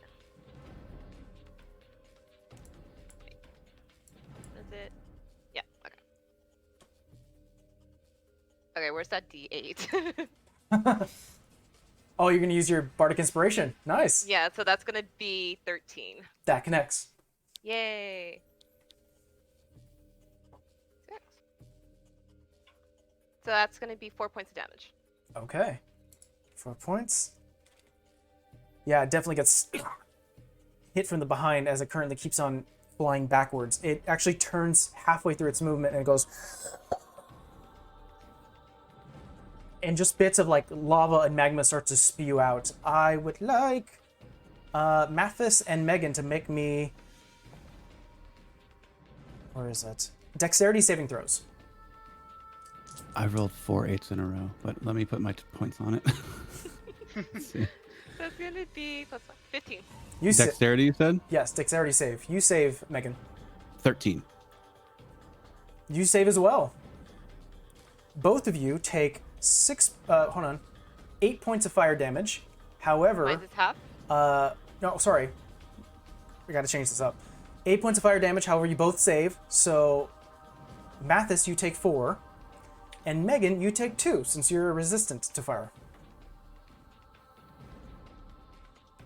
The funny thing is, I created these encounters before these guys made their characters. I had no idea that fire was going to be so much of their friend. Fire and cold. Yeah, so it moved, let's see, how much it moved? It moved 10 feet away. It's going to move its remaining 20 feet. And it's trying to get away. And we are now back to the top of the round. Mathis, you're up. Okay, so we are going to let's see, what am I going to do? I have a lot of human stuff. Is there any humanoids on the field? Let's see, would this be considered a humanoid?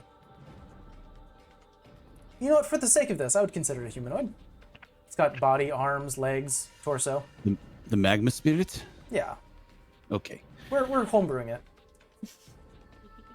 I'm going to charm person Okay. on the magma mephite too. It needs to make a charisma saving throw, no?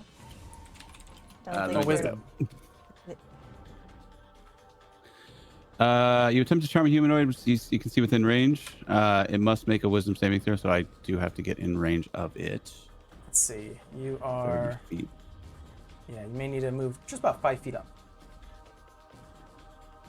There All right. you go. The wisdom saving throw, it must make a wisdom saving throw. If it does not, you have advantage if you and your companions are fighting. It Oh. does so with advantage if you and your companions are fighting it. If it fails the saving throw, it's charmed until the spell ends or until It rolled a 19. So It is not would I charmed. roll? Oh, it's not charmed? Okay. Well, Because you guys are also fighting it, so it has advantage. Yeah. Wise ass method. All right. and I'm going to bonus action and give Donar bardic inspiration with right. my ocarina. Malachi, you're up. Where do you think you are going? For the party has only begun. I'm going to cast Ray of Frost on it as it's trying to run away. All right. You have a 60 feet reach for that, right? I think you do. So you should be able to hit it. So go ahead and roll me an Yeah, attack. I have a He 60 nodded, feet yeah. range. Oh, perfect. That is going to be 15 to hit.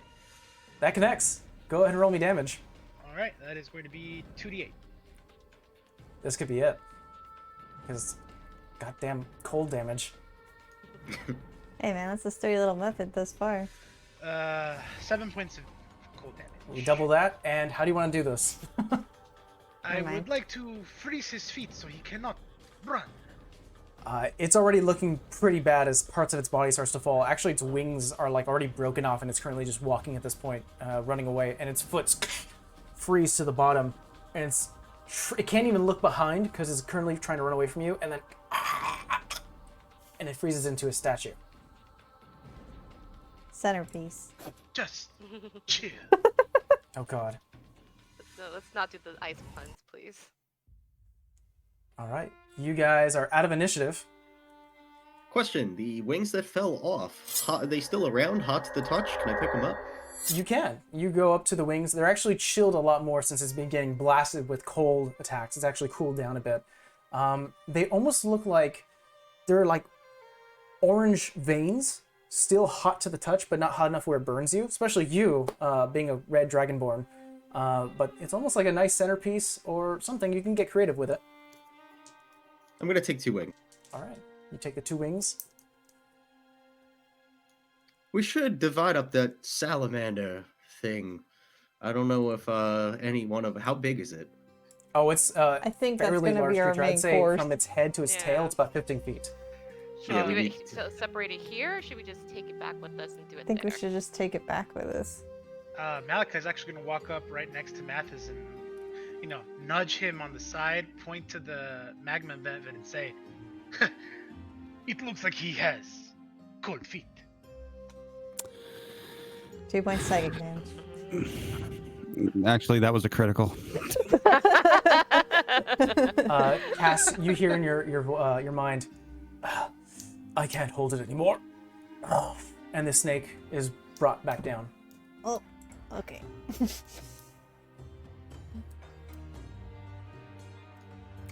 Well, if we're gonna drag it, we should drag it, or we should field dress it. I personally think maybe we should field dress it here. Like, each take a piece, bring it back. I mean, we could mage hand it, but like between me and Megan I have mage hand.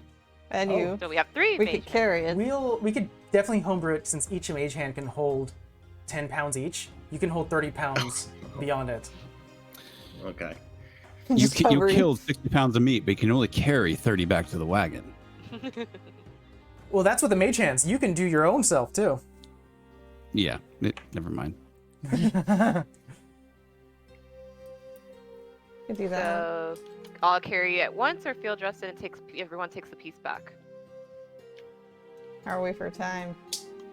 How long have we been out here? You get a sense that you've sort of taken 30 minutes beyond that hour rest you had, so you have about an hour left. Lovely. All right, Who got a big knife? I mean, I have 5. The butchers and the seafood fish people. Yes, you. I'm like, Donner, Mathis, do your work. Slice it with your steely knives.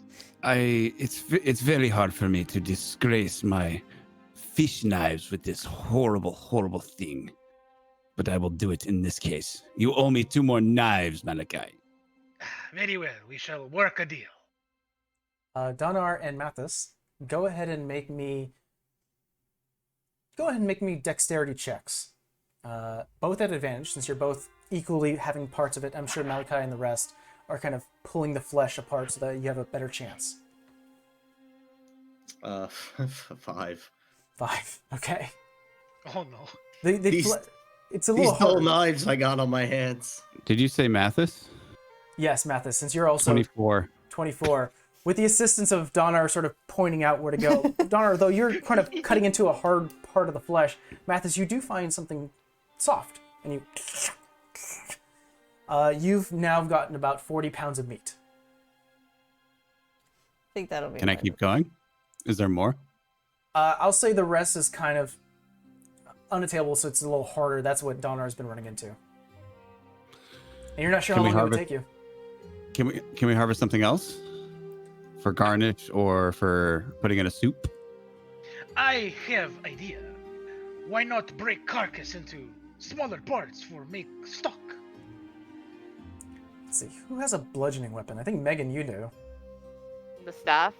Yeah, go ahead and make me just an attack roll. See if you can crack the shell a bit. That wasn't good. 6. 6. Yeah, the shell just barely moves. I will also try with my quarterstaff. What is he holding? What is the salamander holding? The salamander, he's holding a spear. I was about to ask if I could grab that. And, Yeah. You may. Yeah. Oh, I rolled an 8. An 8. Yeah, you hit it with your quarterstaff. A lot like your sister, doesn't really crack. Oh, Siblings to the end, right? It is very sturdy. Yeah, can I just walk over, take the spear, and then just try it? Well, I think Donar was doing Okay, something with it. then you can hit it. And that's just a 1d20, right? Yeah. It's 16. 16. You do actually start to crack some of the shell, and actually gets into like a nice circular piece, sort of slabs off. So you have 2 halves of a circle. What, like probably 5-10 pounds, something like that? It's at like 5 pounds. Okay. You could try this, and I hand it off to, and I'm so sorry, your Cass. character's name. There you go. Yeah. I hand it off to Cass. So mark that you have 2 halves of a salamander's shell.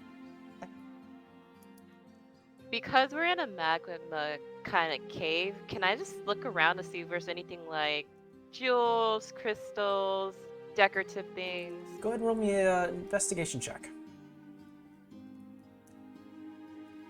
That was a nat 1. That one. Oh, It's no. so hot in here that the sweat is like going over your eyes, and you have to continuously wipe it away, and you can't see anything right now. Can I go look what's in the pots? Okay. Because that's what Oh, he I was was doing, about to right? do that. Malachi and Cass, as you walk towards the pots themselves, go ahead and just roll me a perception check. Perception. 12. Nat 20 minus 1. Not to worry, it's both fairly decent rolls, though Malachi, you do spot this quicker. It looks like there are steamed vegetables inside of the pots themselves, different shapes and sizes, something you've never actually seen before. Almost like a mixture between corn and like broccoli. I'm taking this. Oh, perhaps this can help us. I too will take this.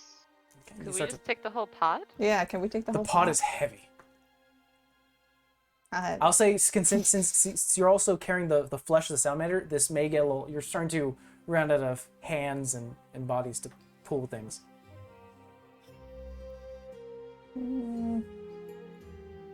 Does anybody have any spare pockets? I think I could carry a bunch, but I'm not carrying that much. Okay. Yeah, you can. I can take what I can. I take a rope and I makeshift like a backpack out of like, can I like carry the stew pot as like a backpack Yeah. kind of thing? All right. Roll me a sleight of hand check. Is anyone gonna assist I'll assist. Donar? Okay. You and I'll try it. Cass and Donar are gonna start to make like almost like a harness, through the two handles. Nat 20. There you go. That's what you need. Perfect backpack. It's like, forget your assist. I got this. You actually start to make a serious backpack, and they start to put back the vegetables into the pot, and now you have a pot backpack. There you go. Load it up. Let's carry some stuff back. Next we start throwing the vegetables in. What else you got? I also have 10 pounds of meat. The magma, excuse me, you said it was cold to the touch, though. Like some of it in the front? Some of them they got hit with. I would say number 3 and number. No, not the methods. You said like surprisingly some of this is cold that we were stepping on. The floor. Yeah. Yeah, it's strange. Like you can walk on it and it doesn't hurt you, but it's almost moving. I was like, maybe you could like pack it around the meat or something. You start to mess with the floor. Yeah. Make me a deck save. Okay. It sounds like a bad idea. She's full of bad ideas. Okay. 11. 11. You take 3 points of fire damage, as not actual fire, but this really condensed steam almost escapes from the hole or the sort of the movement of dirt that you're making, and almost just like catches the side of your cheek. It's like, maybe we could stick the meat in there. I was gonna say stick the vegetables there. Steam that. Steve it. But why are we steaming here where we can steam in the kitchen? I know. I think it's time we go back to the kitchen. Yeah, let's All go. right. While we are down here, I will attempt to look for more plants and spices. You will help me, yes? Who is you? Me? Or your I am sister? looking at all of you. Fine, I'll help him. Roll me a perception check with advantage. I'll look too.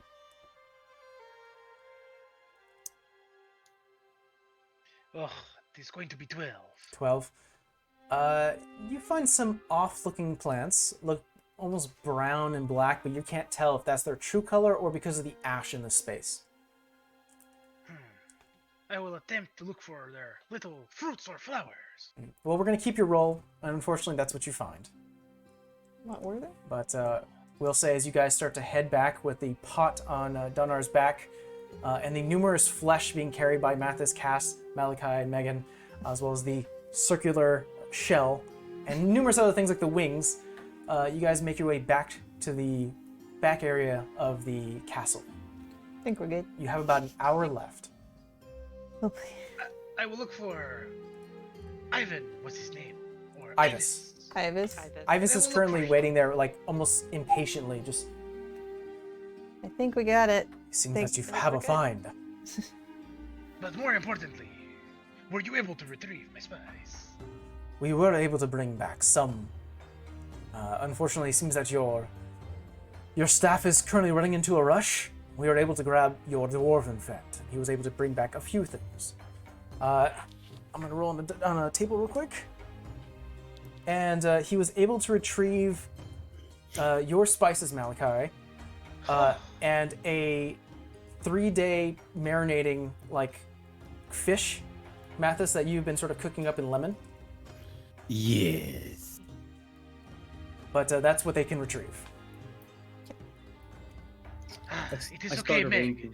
You and I shall share spices if necessary. What was that, Dunner? Oh no, I was gonna say I start like arranging like sticks and like the stones, and I form like a little Okay. hut thing, and I start laying the meats down to like because that's gonna take time. So. Yeah. I I'll was take just kind the of like pot really of interested vegetables. because we have a pit in the kitchen. However, it seems that maybe this is part of your method. I think it would go a little quicker if I did it this way. It seems to be, and it's a specialty, right? It's salamander cooked in its own environment. So Yes, so that is right. Well, you are the experts when it comes to culinary, so I will leave it to your expertise. Donner, here is the rest of the rocks I have for you. Please. thank you very much. Actually, a little bit of that cave water, the steam it might be good too, because we have that. Oh, Who So I has- sprinkle like a little cave water, and it like starts sizzling on the rocks. Who has those wings? I have the wings. Donner, may I have the wings? Absolutely. I pull them out of my backpack, or I guess the stew pot that I have I put down Yeah, I'll somewhere. take the pot from you. I put it down. I put it down. Let's... I'm gonna use these for inspiration, so I'm gonna start heading to the kitchen to go get some sugar. So what's going to happen is that everyone goes up to the kitchen except for you, Donar, who's currently made this sort of makeshift pit, and you're kind of using the elements and air as well as the different ingredients you have out here to sort of smoke your meats. As well, it's kind of nice, being out in the open. You've always done this back in your tribe. So we're going to go in order, and you guys, with the ingredients given to you, as well as a full pantry, and you can go ahead and pull out like random assortments of items that you may need for your dish. We're going to go in order and see what you make. Malachi, with everything here, what are you attempting to make? Well, it appears that there is only one thing I can make with the lack of ingredients. I shall sear the finest salamander steak. I will accompany this with delicately steamed vegetables. And of course, we'll make a roux as a sauce. Okay. I will say for the meat, go ahead and make me a dex check. For the vegetables, go ahead and make me a sleight of hands check. The dex check will be 19. Okay. Goes well. Sleight of hand. 16. 16. You feel fairly confident in the dish you've made. Yeah, and everyone hears the sound of meat bubbling, starting to cook from the fat itself. The vegetables are flying, as well as the end that you're not currently using off to the side. Put them into your dish itself, and you present it. Currently, there is staff running from left to right, different dryads of different colors, who are currently getting plates ready for you. There is one guy who's currently talking to the rest of the staff members, and they're trying drinks to see what would go well with the food that you've made. Currently, you're making presentation dishes, and they're kind of pairing that off with alcohol and wine. Megan, what are you attempting to make? I was hoping I had more time. We could skip if anyone else is ready. Skip. Cass. I can go. Oh, Mathis, what are you making? I start filleting the fish very quickly, as if it was second nature. I'm just slicing and dicing, and then I just start laying it out. The scales, they be set aside because they're going to go on top to make a garnish. Ooh. But I start making a bruschetto wrapped salmon, or whatever the fish is. Yes. I give it a little twist, and I pick up a megaphone, and I turn to Malachi, and I yell, "Where are the good fish spices?" 1 second, my comrade. I will bring to you. You have to use a megaphone to get through that thick skull of his. So jealous of your tech, man. Go ahead and roll me an acrobatics check with advantage. This is your bread and butter. 21. 21. Yeah, and almost like your blindfold days, you're just doing this at second nature. You're looking around, yelling at Malachi as you're currently just filleting the fish, not even looking at what you're doing. And as you look back, perfect as always. But of course. Cass, what are you making? I'm gonna make like a mushroom bisque mixed with some of the salamander meat, and then I'm gonna like try and put the bioluminescent algae, like just sear it a little bit, but like enough to put it on top for like a garnish to make it give that little bioluminescent color. All right. Go ahead and make me, for the best to sort of prep No pressure. everything, make me a dex check. Oh, no. Come on, be good. Oh, let's see. 14? 14? Okay. Not great, but not And bad. as you start to cook everything else, go ahead and make me a con check. This time with advantage, as currently Ellie is going, Eli careful. Or Eli, sorry. must have been Cool. mad. He changed into a woman. And some kind of magic. Careful. Make sure it's perfect. Hold on, I got a gender button here. No, please no. Yeah. 12 plus, what the hell is my con? Oh, 13. 13. One grape. but You kind of stumble a little bit. You kind of are working with ingredients you haven't used before, especially the algae, but you do get it off just fine. It leaves your knife, and you're fairly confident what you made. Donar, what are you making out in the yard? So I think I've taken some samples of all the little bits of meat we've collected. So we have like salamander tail, and we've got some of the the hind and all that. Usually stuff that takes good time. So I've got that all laid out in the oven I've made outside. I've got some barbecue sauce going with the barbecue ooze we've got. Yeah. And then we'll do the snails as sort of an appetizer, some smoked snails. So that's what I've got prepped right now. Go ahead and make me a con check with advantage, and then go ahead and make me a sleight of hand check.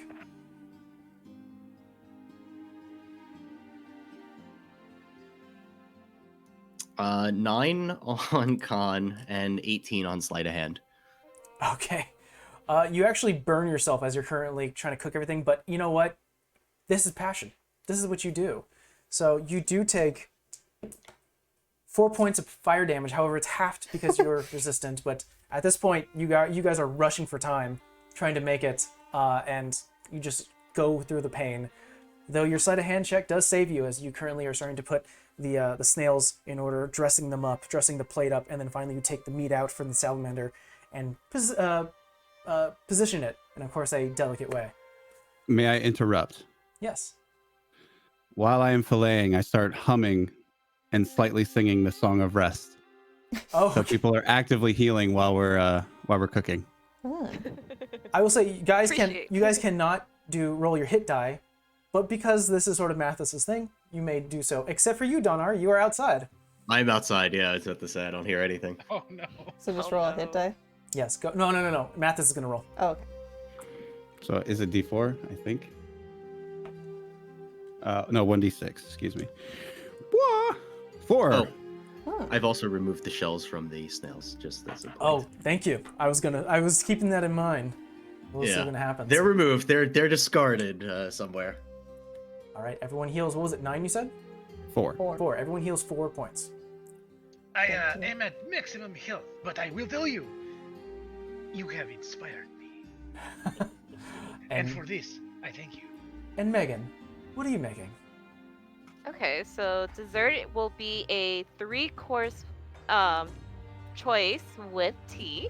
We have the bioluminescence honey sponge cakes. So we're having little cakes with the bioluminescence on top. Mhm. They're supposed to be sweet.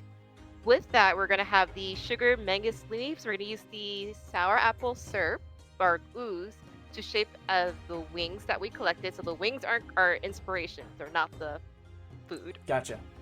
And using the spices that Malachi let me borrow, we have molten lava chocolate spice cookies All right. Let's see. with No lie, that sounds dandelion great. tea. Oh, okay.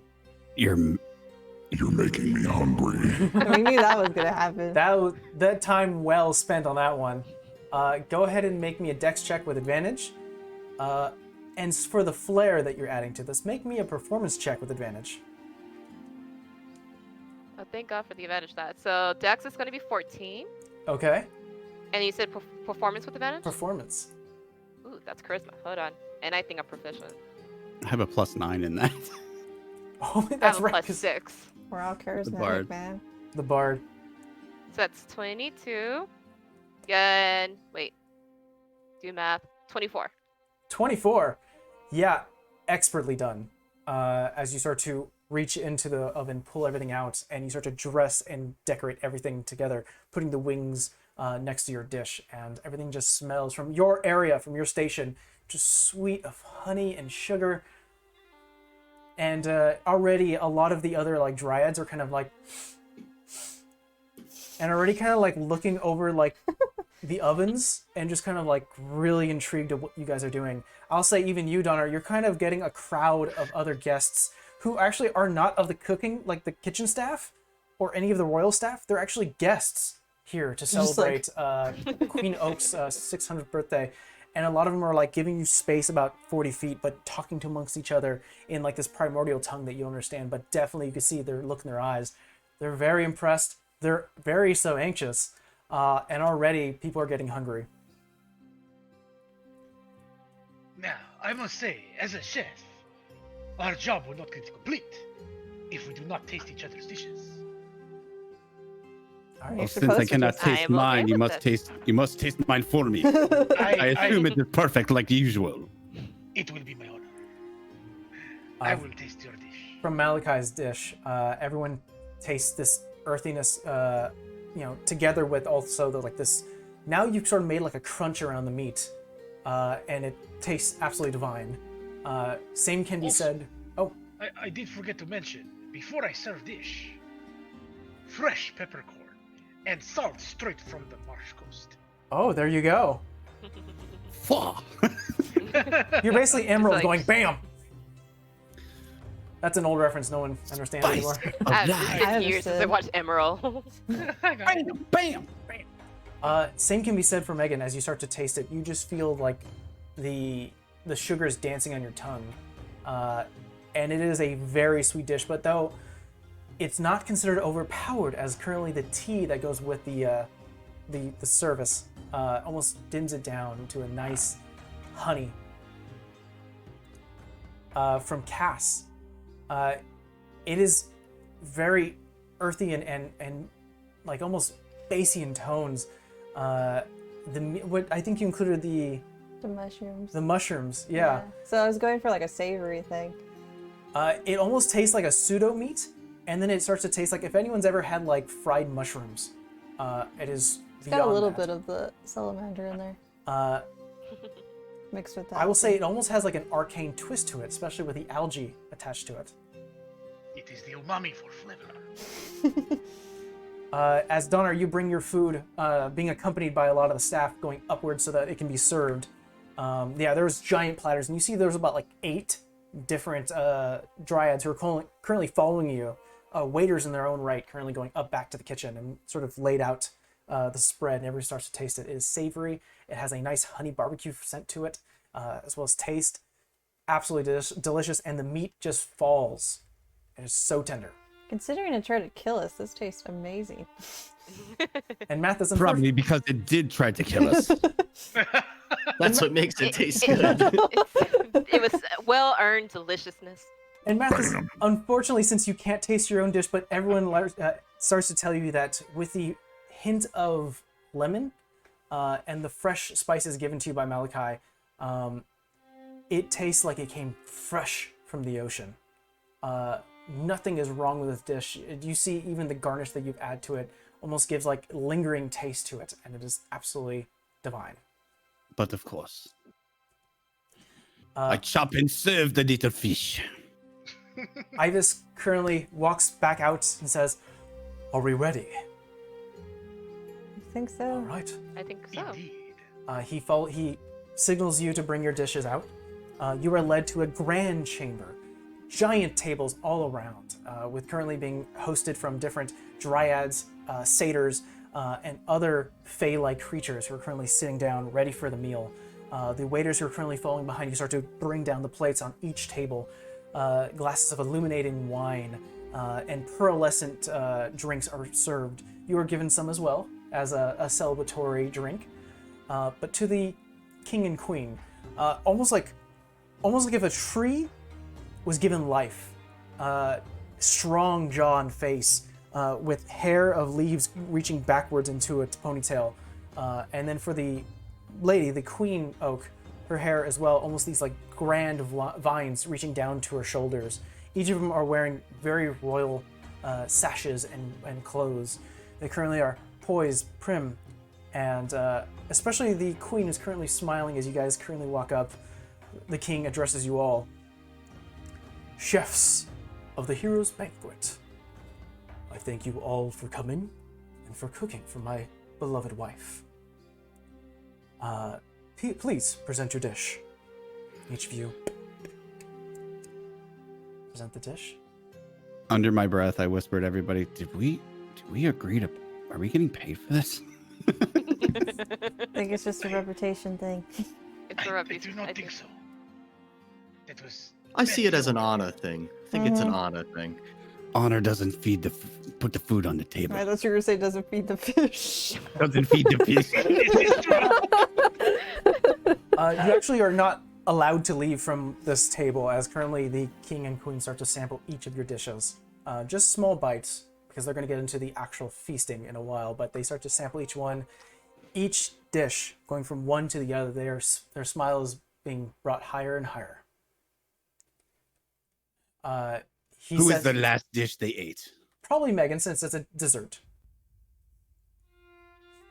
But he does stand, says something in primordial, and everyone cheers in the same sort of very dense language, and everyone starts to slowly eat your dishes. He sits down. Huzzah. Thank you. You have brought much joy to my wife and to me.